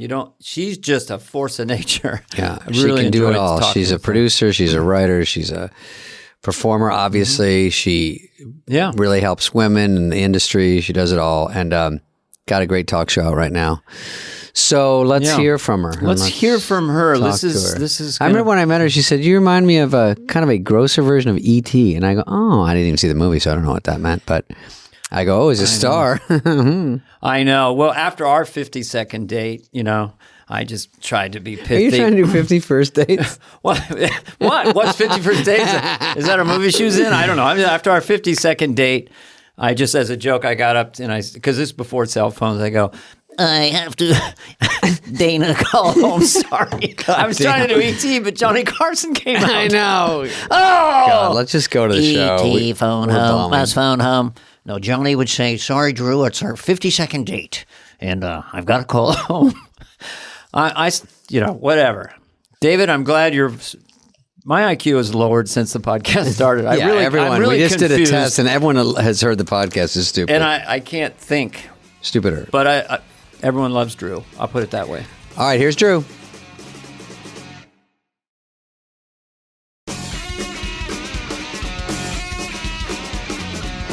I like this part of the podcast where we don't know what's going on. Bill Hader has kind of his voice has a treble softness to it, but then when he did Daniel Day-Lewis, it just went incredibly deep. So his range is like really kind of interesting because his talking voice is very sort of soft, up here.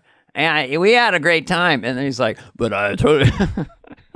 I like that I try to do Daniel Day-Lewis and you guys both do it, and I forgot. I used to do it like crazy. His was so great. I feel like we, at some point we'll just tell. I was going to say, that if they said you were the best ever, I wouldn't slug them in the face. But there's 50 people that could be mentioned. It's just people love to have lists. Yeah. I don't want Maya Rudolph to go, what's going on? But he's definitely up there. Well, he just, it's kind of like Will Forte. That middle knots, that early to 2010 or 12, whatever. Knots is the grossest. I know. Had a lot of talent. That's why I listed all of them, and I forgot Maya Rudolph. There's a lot of talent. Where's that lady? Oh my God, you guys, I've been here the whole time screaming. It was on fucking mute. Oh. I didn't want to interrupt you. I was like, I guess they're going and riffing. I'll just sit here. You thought we were ignoring you the whole time. You were a fly on the wall. I was listening in. You were talking about Maya Rudolph and the knots or the aughts or whatever we're calling them. And I literally was like, I guess when they're ready, they'll invite me in. But these are like the high class problems of our current world. You're on mute. I can't, your screen is off. This is the new verbiage for us. But I actually have been sitting here waiting to jump into the double Dutch.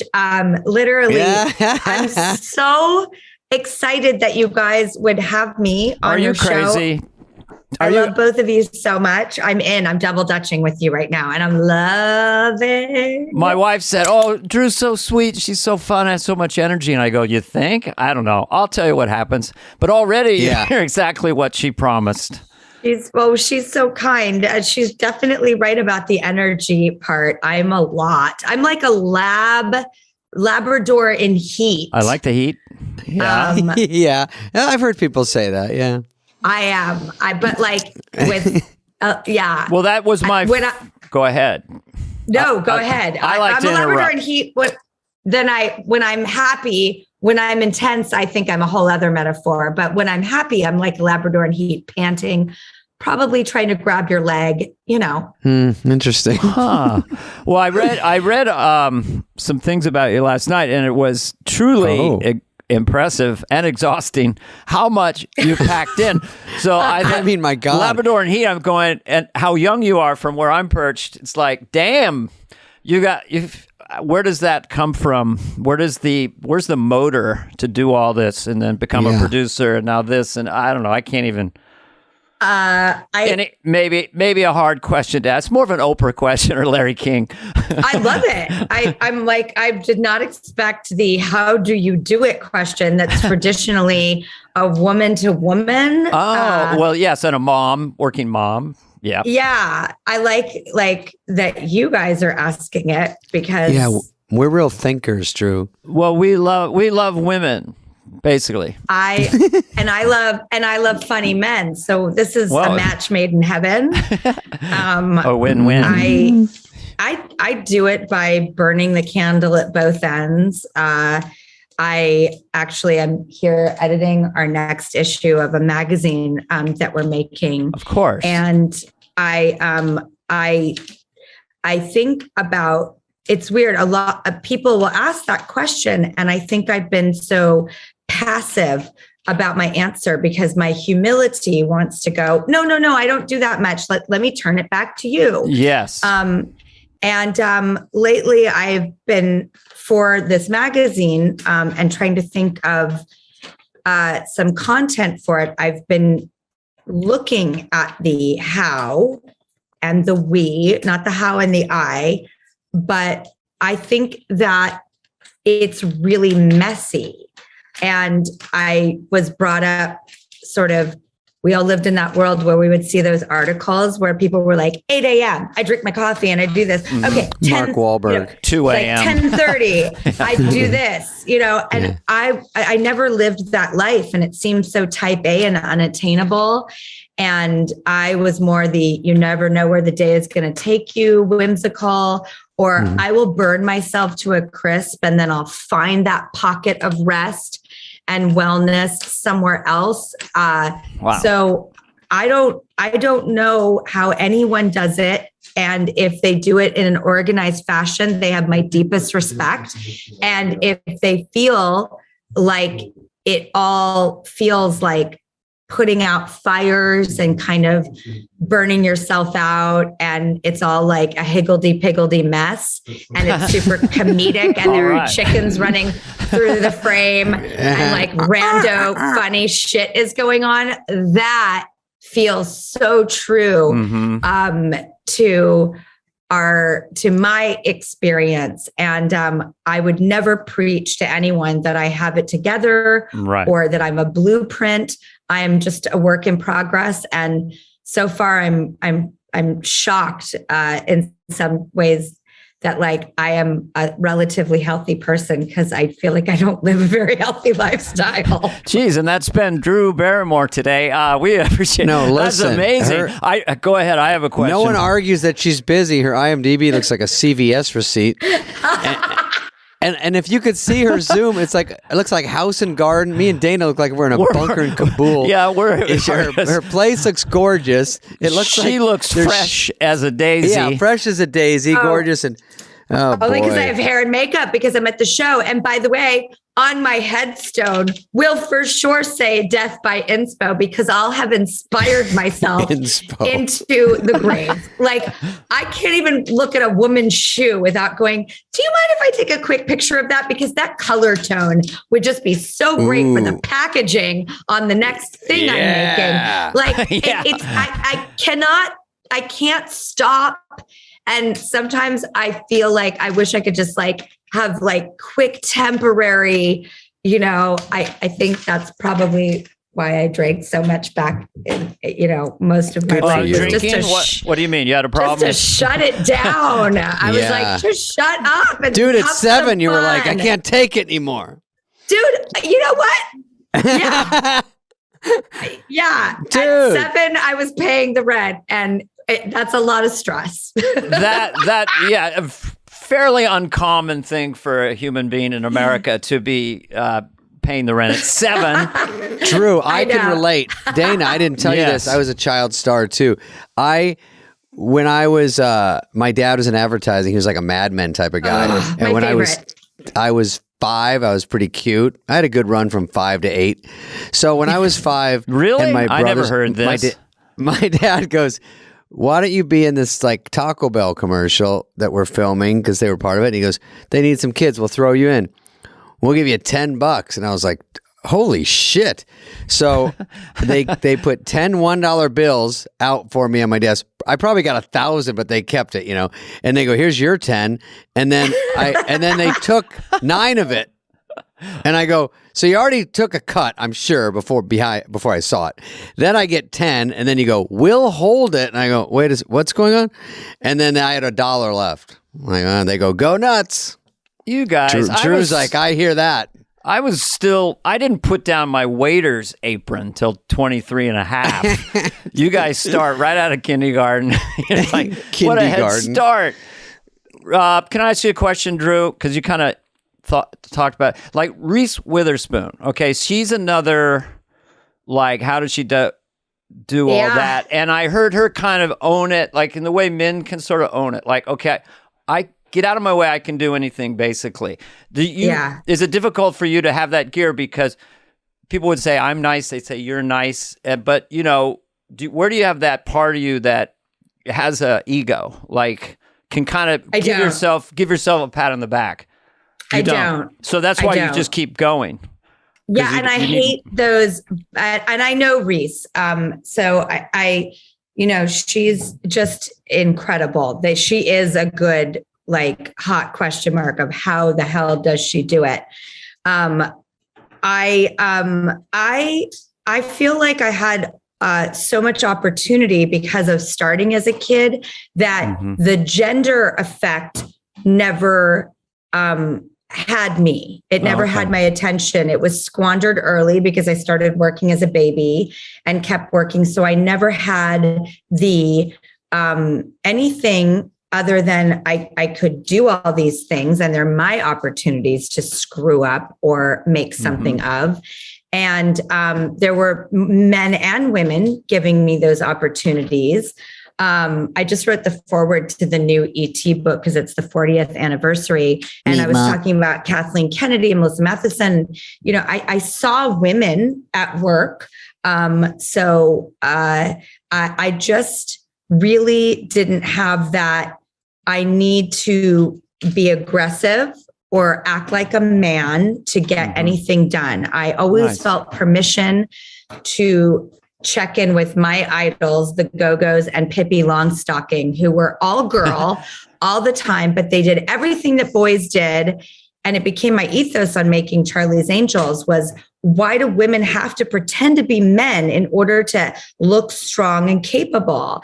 Because the truth is, in my world, if I was kicking butt with my girlfriends, we would totally be talking about last night's date while taking the bad guy down. And bad guy could be, again, bad guy or bad girl.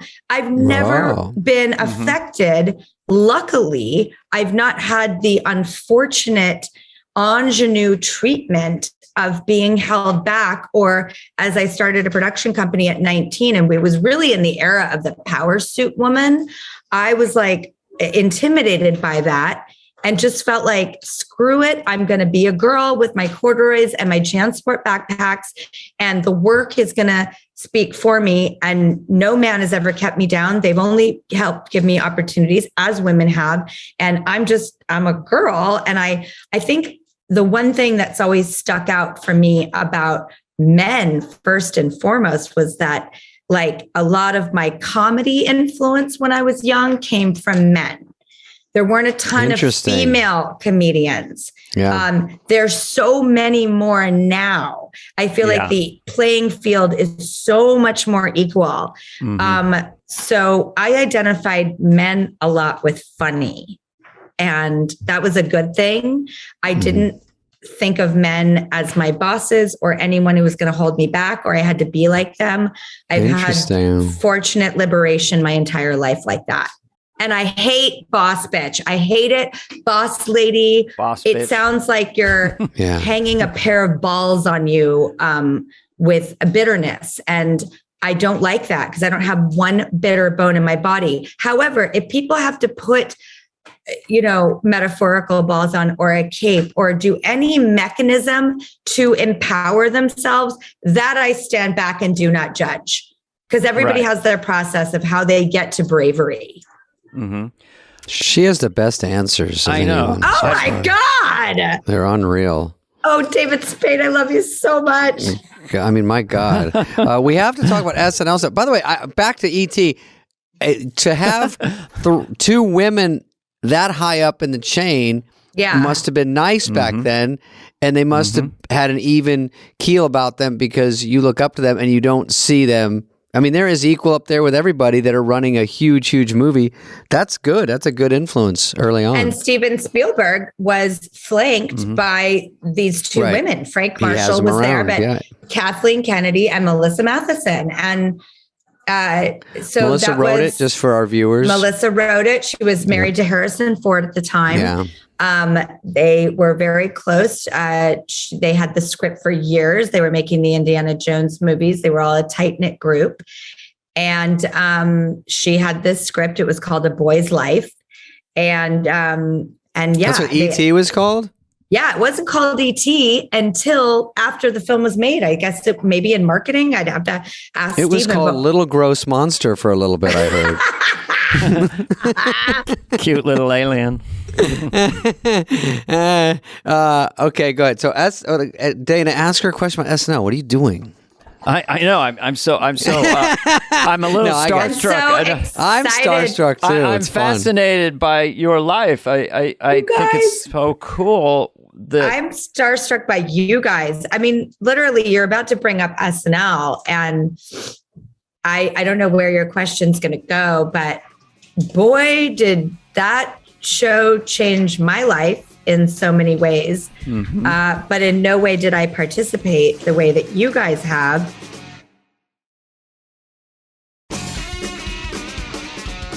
For people who don't know it, you've hosted 6 times, which is a record for I'm tied. I'm tied right now. I think with Candice Bergen, or no? Nope, she's 5. I think I'm tied with ScarJo, who I'm pretty sure is going to beat me because she's great on. Oh yeah, she's married to Colin, she's got a fast track.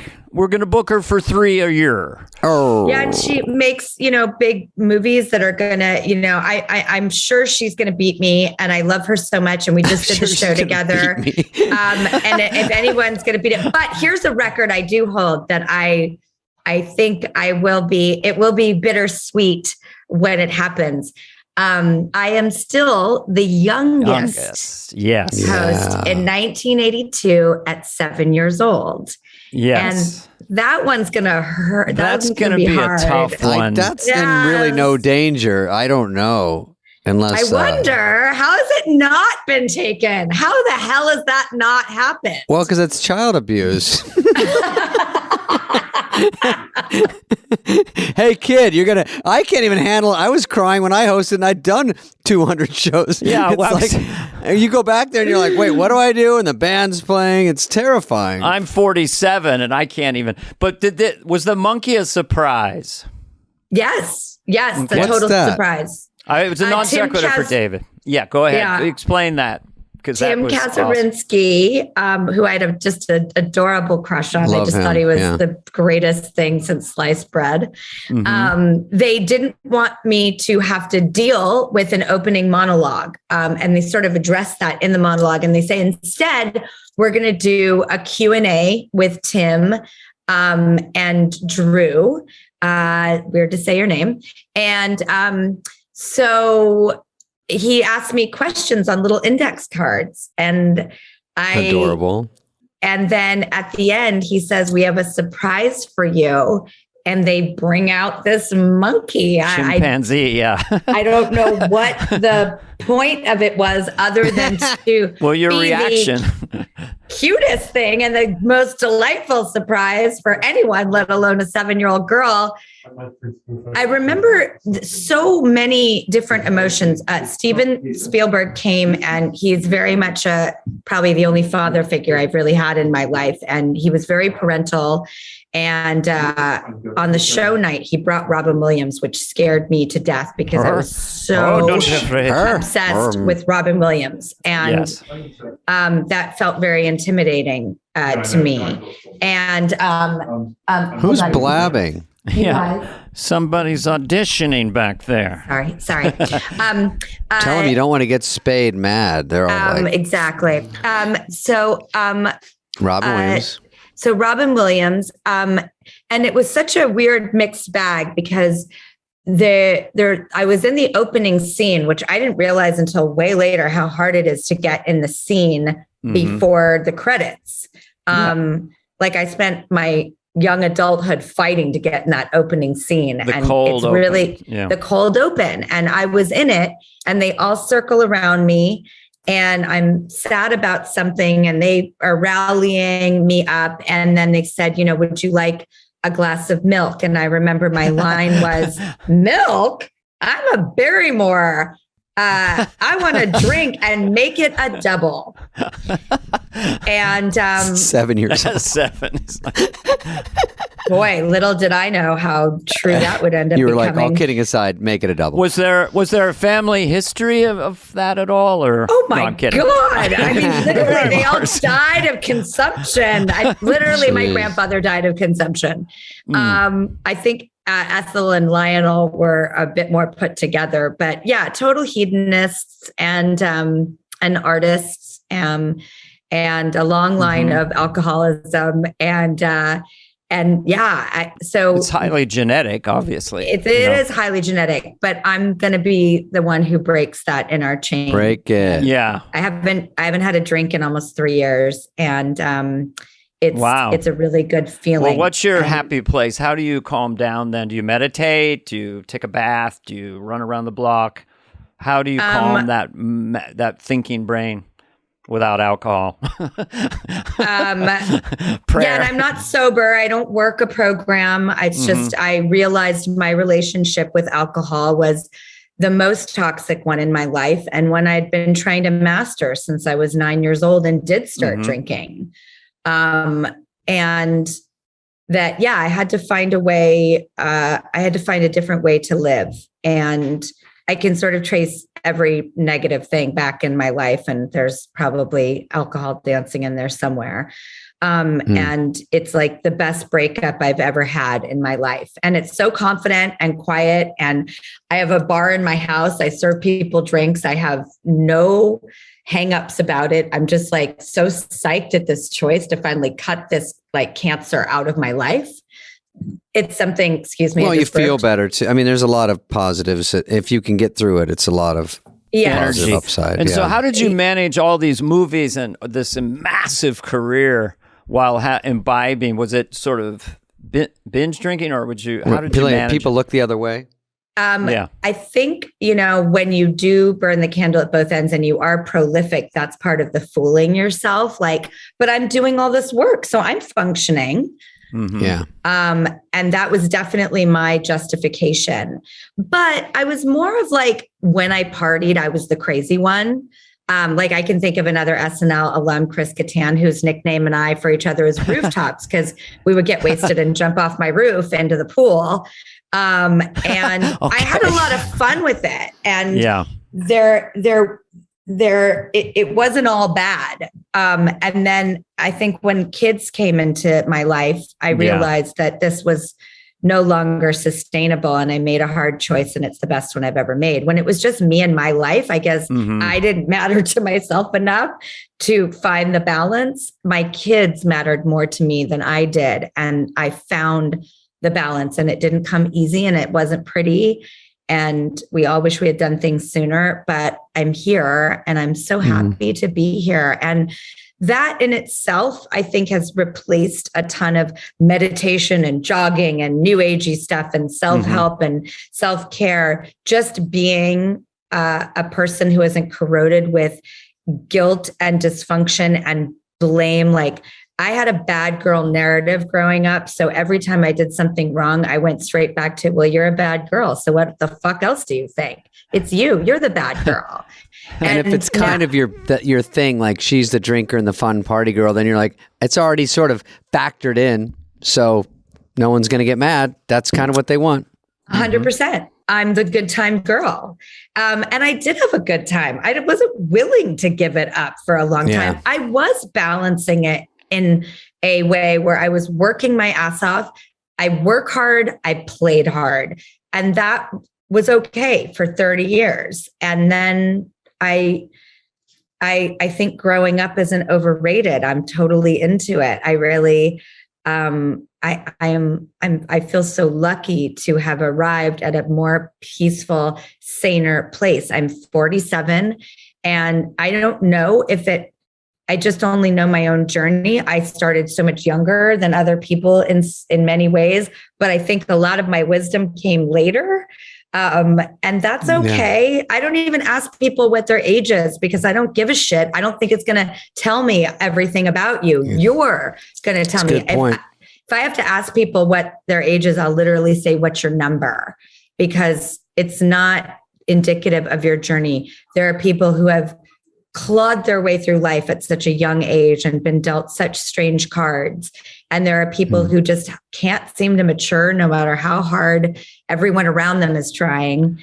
David? They won't. Did you say David? No. That was a joke. Look at him in his mansion. He's very successful. But Listen, I was when I was 9 years old, my mom would say, "You're not drinking till you're 9," like Drew Barrymore. And I go, right. We had a tough rule. No, I've got my shit together, Drew. No, I don't. Do you? But Drew, no. No, we're comedians. This is about you. We're damaged little clowns. We're little clowns. It was an interesting lesson growing up, being such a lover of male comedians. So many wake-up calls on who used the sort of torture as an excuse to, behave a certain way or be kind of an intense person or, You're talking to me or Dana? And those who didn't, and I would definitely gravitate towards the ones who didn't. But and my mom, by the way, when I was a kid, not only did I get to do SNL at 7 years old, but my mom worked as a waitress in the Comedy Store. So I now have a character that I do for the digital on our show named Mitzi Banana Moore.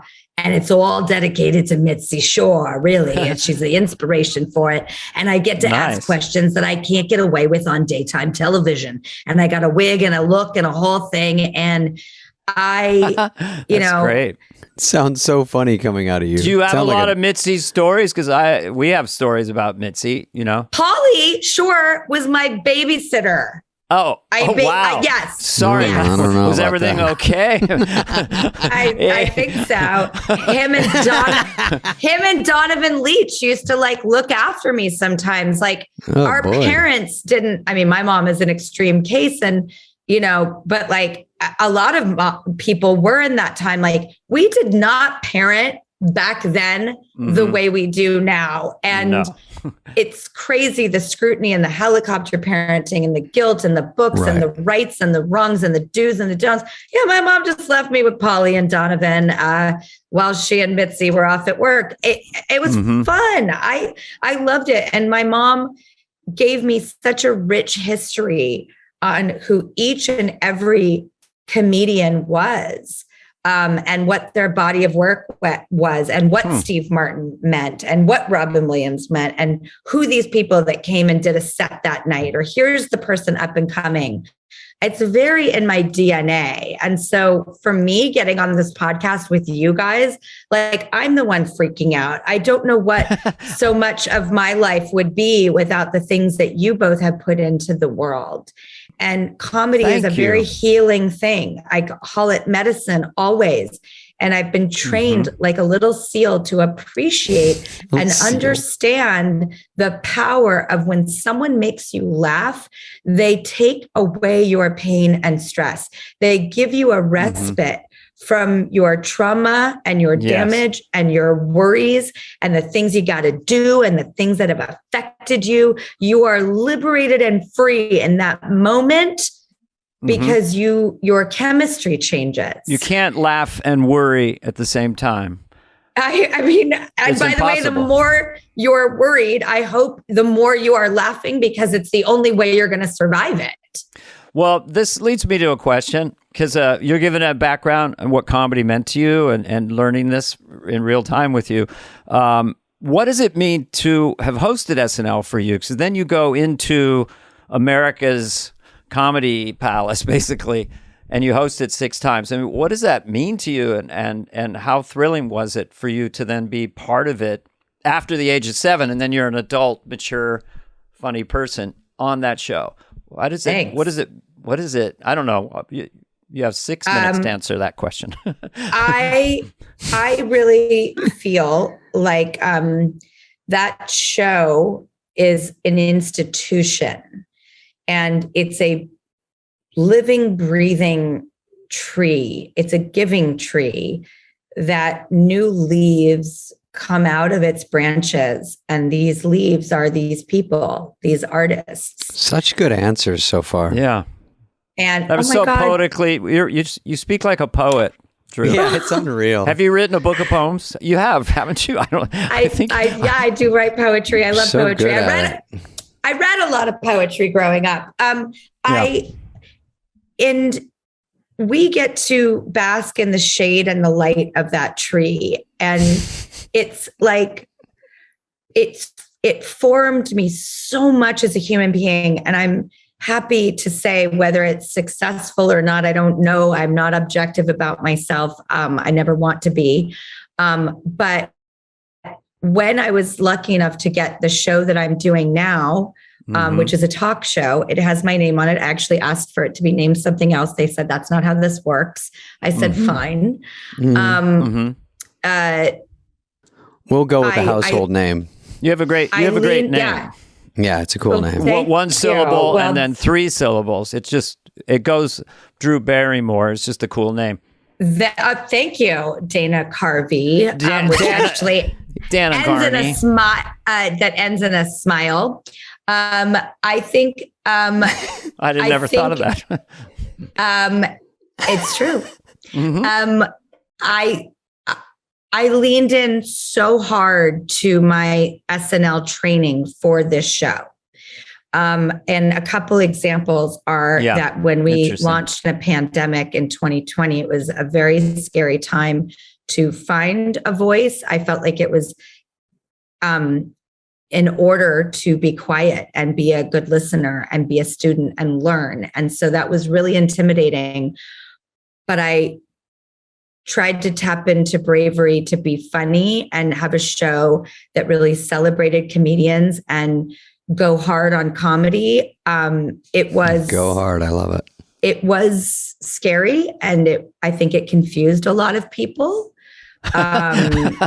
And especially in that moment, like, what the hell is this? The pandemic, here she comes again. Yep. And the Drew's News segment of the show, from which I fought for since the pilot, I kept trying to explain it to everybody. And obviously, there is this section of a magazine called The Week that's called It Wasn't All Bad. And it's just these tiny baby-sized paragraphs that are so funny and uplifting and weird. And then Weekend Update. And then I just kept saying, Weekend Update to me is a drug. I'm on that feeder. I watch it every week. I don't miss it. I love finding out information in a funny way. You could call it satire. You could call it pop culture. You could call it comedy, but like that news desk, I had a picture of Walter Cronkite, the Weekend Update desk, and like the Week magazine. And I think everyone was really scared because they were like, well, that's very written. And I was like, no, I know. I'm not going to write it. We're going to report stories that give people hope, because there is good news out there, and there are life-affirming things, and there are weird happenings and interesting findings. And we're going to be an aggregator for that. And then we can do commentary on it. I think Chelsea Lately, honestly, was a really interesting. Oh, yeah. She did a format where they really commented more on like gossip and pop culture, but it was so much fun, and no one had done that. Show. Yeah. And she had a panel of comedians, and it was delicious, and nobody had done that. And Drew, during the pandemic, it's even harder because it's an uphill battle. Everything in the news is bad. It was so pessimistic and so rough that you're fighting through that clutter. And if anyone would just turn to the channel and see you, they're like, give me a breather here for a second. I didn't know if I would ever be one, but I knew that I wanted And I thought, I want to be a bright spot and not a blind spot. I want you to come here and not think that I don't understand what's happening all around us. But there is beautiful things. There are wonderful people. There is that good. And if we have to be reminded in life affirming ways that this battle is worth it, great. Then that's what I want to do. And how do I take us out while not seeming like I've lost the plot or I'm not in and aware and civic duty minded of everything that is really happening in reality? And it was the weirdest seesaw ever to balance. But I would say that Saturday Night Live has been my biggest influence in my life. Mm-hmm. Jesus. And now that I got to do a show that's not a movie or not a script or not a rom-com that probably involves a lot of people from the SNL alum, you know, you can see that love and that honoring and that adhesive sort of admiration I have for male comedians because I've spent so much time, you know. Well, how about Sandler and Fallon? And you did movies with both those guys? Like, how crazy. I have to say I got to be in Wayne's World as Bjergen Kiergan for a Bjergen beat. Kiergan. Can we hear a little bit of Bjergen Kiergan from Wayne's World too? Drew Barrymore. By the way, I really feel like that was I was worried, like anyone was going to be mad at me. Like I made a real joke out of the accent because I didn't really study enough for it. And it didn't matter. I sort of went for the broad comedy and I was like, did I offend people with that? Oh God. People's got to stop being offended. No but way. it was, I'm Bjergen Kiergan. All I do is Greta Thunberg. I don't know what country she's from. How dare you? How dare you? That's it. It's just 3 words.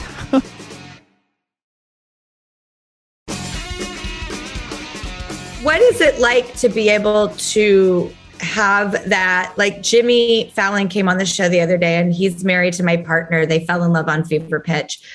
So he's like, we're family.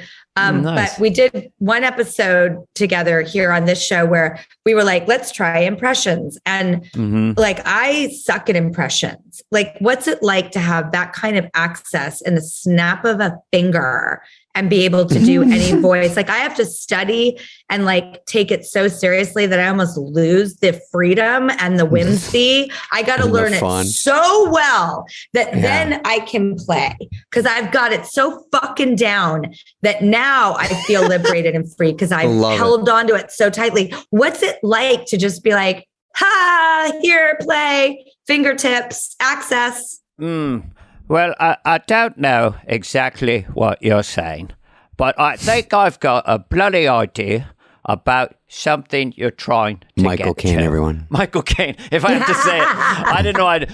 Listen, you're tremendous. Everyone says, excuse me, many people, Trump. Drew Barrymore, your show's terrific. It's terrific. Many people, excuse me, many people are saying, gas is going... I have a new rhythm for him. I'll do it for Drew.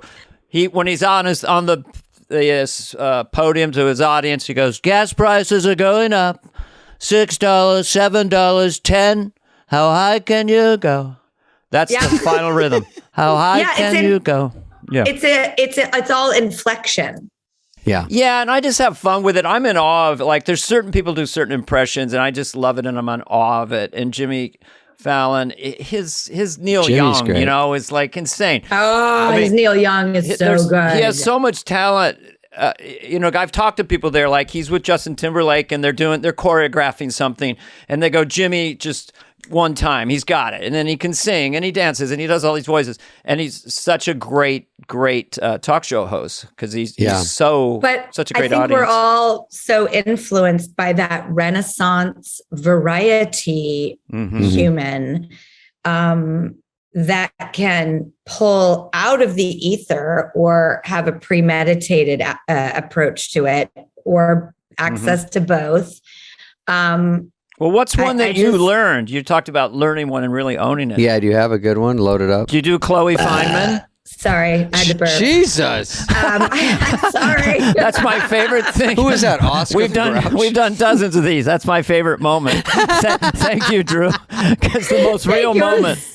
Thank you. I'm sorry. I'm not. Now you're definitely the coolest.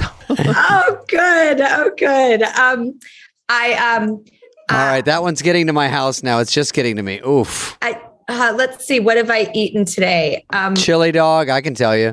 No, just only quinoa, like a quinoa porridge. It's pretty boring. Oh shit! What was the question? Well, let's make fun of Sandler for the end. We have a lot of Sandler questions at the end. We got a Sandler questions. So we like to clown on him. I mean, God, I love him so much. You got some monster movies with him. Adam's made a lot of great movies, but I think 51 Dates is like one of his very, very best because it was such a complete film and it was so emotional at the end. You know, didn't you find that to be an extra special one you did with him? 51 Dates. You've done 3. 50 First Dates. 50 First Dates. Or 51. It was originally another title change. It was called 50 First Kisses. And I think they thought that was too girly. Yeah. In the marketing. Dates. Dates is more gender neutral.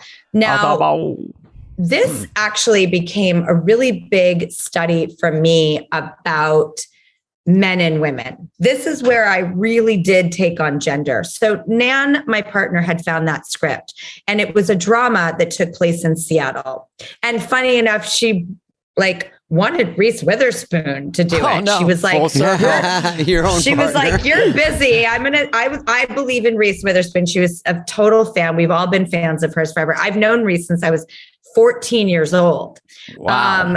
And so she had me read it at a table reading, and I was like, oh my God, this is the best script ever.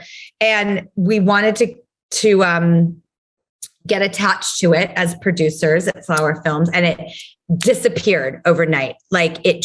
Someone gobbled it up, and then her and I tracked it for the next, years, several years. It went through different big directors and big actresses. We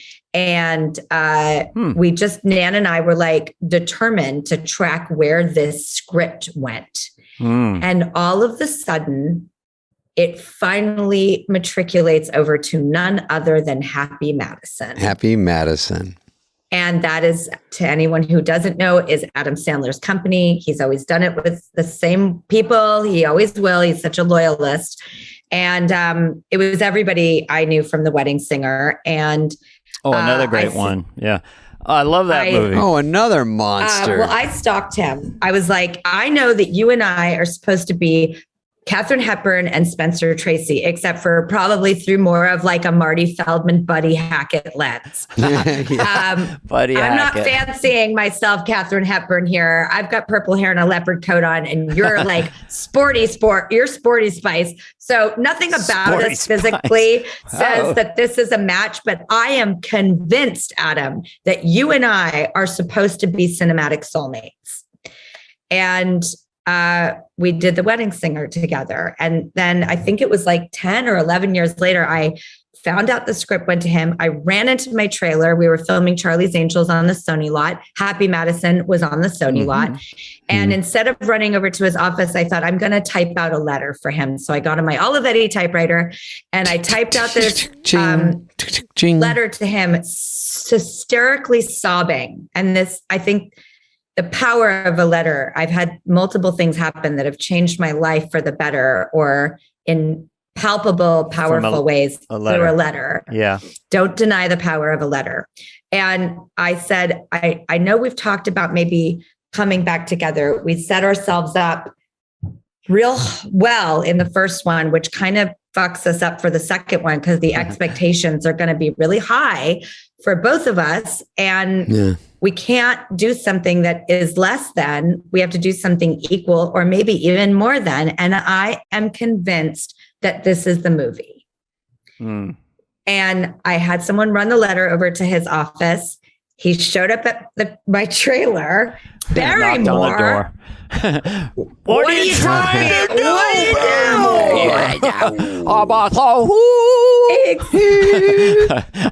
We love that. He's like, why do you like this movie? We're trying to make it into a comedy. And I said, oh my God, really?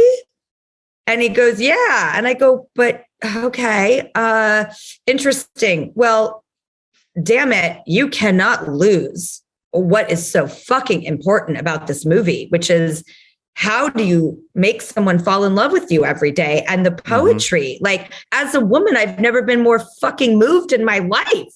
You can't wash that away with goofiness.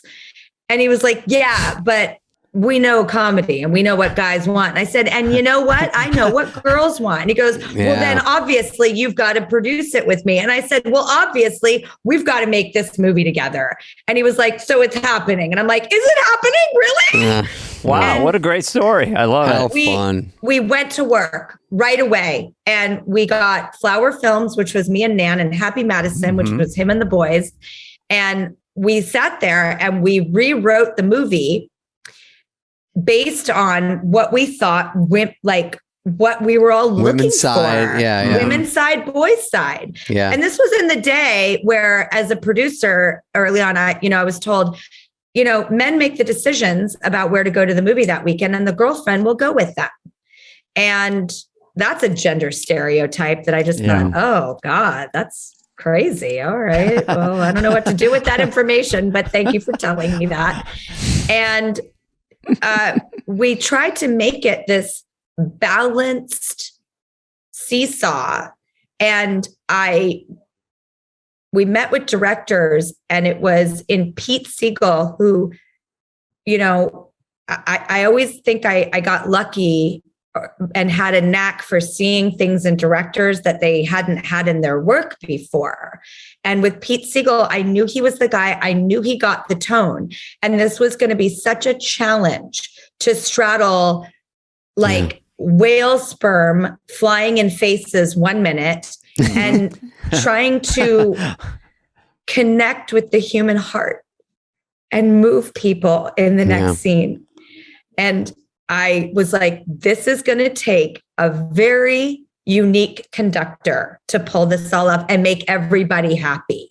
And I knew that Pete could do it because of our conversations. I knew he got it. And Pete did another big comedy, Drew. What? Tommy Boy. Oh, he was your director 10 years before, which is another really, really great film. Isn't that crazy? Yeah. Look at your face. Oh my God. Oh my God. I didn't even realize that. That is a fucking masterpiece. Can you believe? I was saying, when you just said Pete Siegel, I go, you got the right guy. Oh my God, Tommy Boy. I mean, that's an iconic movie, David. Iconic. Like history books. Well, it's true. I love Tommy Boy, and I'm thinking for you guys to balance that, the team of you, Sandler, and Pete, and then you throw Rob Schneider in a coconut bra or whatever he did. Oh my God. Ula, the best. Oh, stop it. That's a real guy he was based on. A place we stayed in Hawaii. Schneider does these great, funny characters. But it's interesting, Drew, you say that the bones of it was a drama, because that's still, whatever you guys did. It's kind of what it is. It resonated by the third actor when he's on the boat, he sees you again. It got me verklempt. I mean, I took the ride with it, and that's hard to do in a comedy.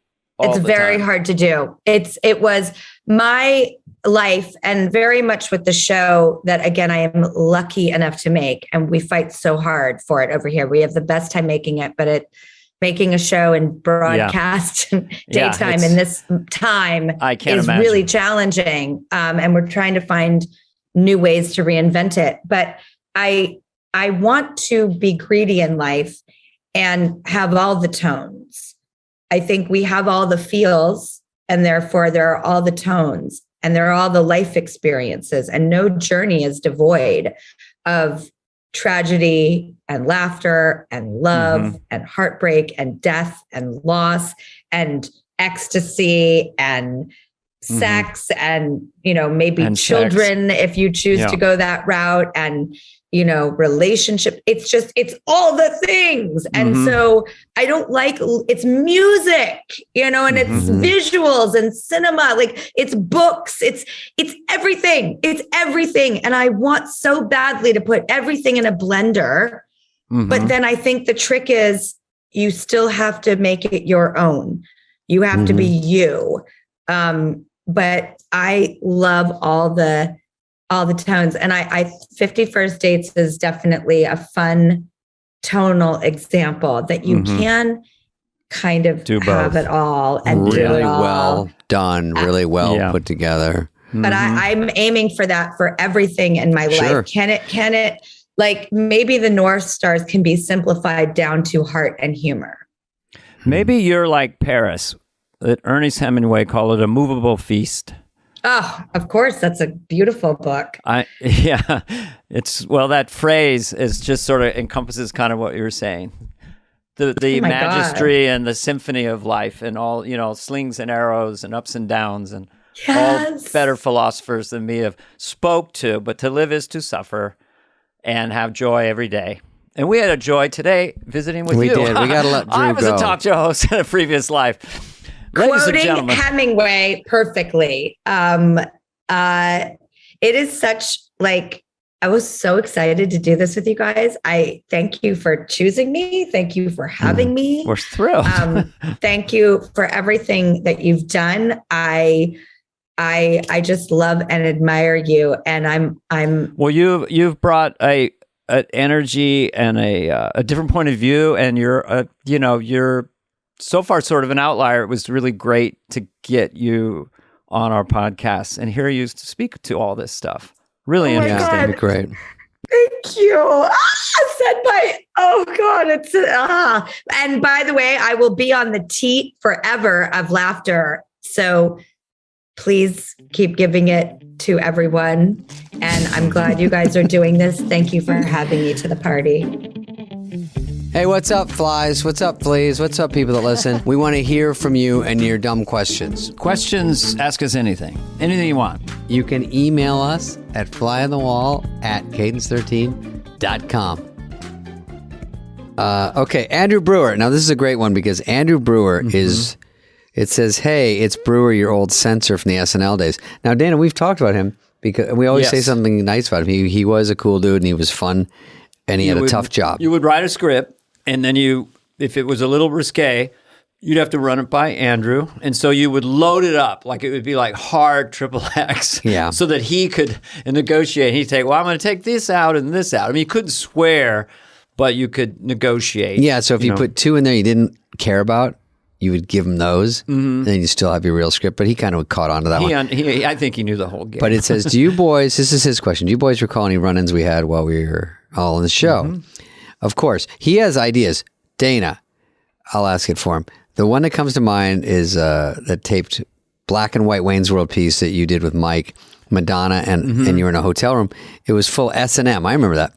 Very steamy in the day. We spent a lot of time in the editing room. Yeah. And the nude beach sketch, which almost got him fired. I had a unitard on as Garth and a cod piece. I remember that one. Strutting around on scuttering. That was a big deal. Madonna was like touching herself. I don't know why Who shot that? Schiller? Probably. It was cool. It was really fun to be. That was a good bit. Yeah, it was really funny. But yeah, it was a little risque in those days. Yeah, and I did Hollywood Minute with him, and he said, one of the ones I remember he told you not to do, but I did it anyway. Was a joke that was something like, Pam Anderson found Tommy Lee's new penis tattoo hard to swallow. That's a good classic and he said he took it out for the West Coast feed before it got to the West Coast. Oh my God. Oh, did he? Yeah. Well, the one that took like a year to get on, and I'm not sure who wrote it, maybe Smigel, but it was just guys at a nudist beach. But so when we finally did it with Tom Hanks, we all just had whatever diapers on. We're behind a slap. You see our legs and you see our torsos. Yeah, you don't like see we're nude at a beach. Wiener part. And we're just commenting about each other's, hey, nice penis. How's that? How's the penis going? Hey, Ray, terrific penis. And we say penis like 300 times. Yeah. So, but the time Andrew got through with it, it was down to $1.99. Yeah, he goes, I slashed it. He slashed it. Look, he says, I always apologize afterwards. Me. He said, Spade, I'll give you this. He always apologized afterwards. Well, that means I just didn't do what he said and then asked, what is it called? Don't ask permission, ask. Yeah, ask for forgiveness. Well, I don't know if he was there when we did that Italian sketch where I had Victoria on the table. Oh, that was a great one. That was I wasn't supposed to do that move. You look it up. Everybody. He was there when I said pussy on Update, but he told me I have to say pussy. And Dennis goes, Spudley, you better fucking nail this one. You're going to get shit canned. So right before we go on live. And then I go, I'm going to go out after the show and get some pussy. And then they laugh and he goes, you're fucking gone, Spudley. Because they laughed too hard. He goes, Dennis had a little cracker. You're out of here, man. You swallowed the word, you know? Fucked up guy. You're out. Jesus, go to Sleepy's. Get a new mattress, okay? You like Sleepies. I know. Andrew, thank you, bud. Yeah, Andrew was very cool. On a personal note, this is just really interesting because you always wonder where people end up. People behind the scenes, or he worked as a censor, but he writes to us here, which sounds so awesome. I'm currently kicking back and living in Barcelona, drinking cheap red wine and attending Spanish school. I love it. Come visit your old pally censor, XO Andrew. So I would just say you're the champion of life. You beat life. Anyone who's drinking cheap wine in Barcelona and kicking back is the champion of life. Maybe I got an Emmy on Saturday Night Live, but you're the real Emmy winner, Andrew. Yeah, you're stuffed in my basement doing reading questions. I think he won that round. Yeah, we're still dancing and sweating for our nickel, man. We don't have time to drink wine or go to Barcelona or nothing. Pennies. We're sad. We're puffy little clowns. We need attention. We'll never quit. Never stop. We're puffy? Puffy little clowns. Ruddy faced, puffy little clowns. I flush a lot now that I'm over 50 for no apparent reason. All right. Thank you, Andrew. Thank you, Andrew. Please write again.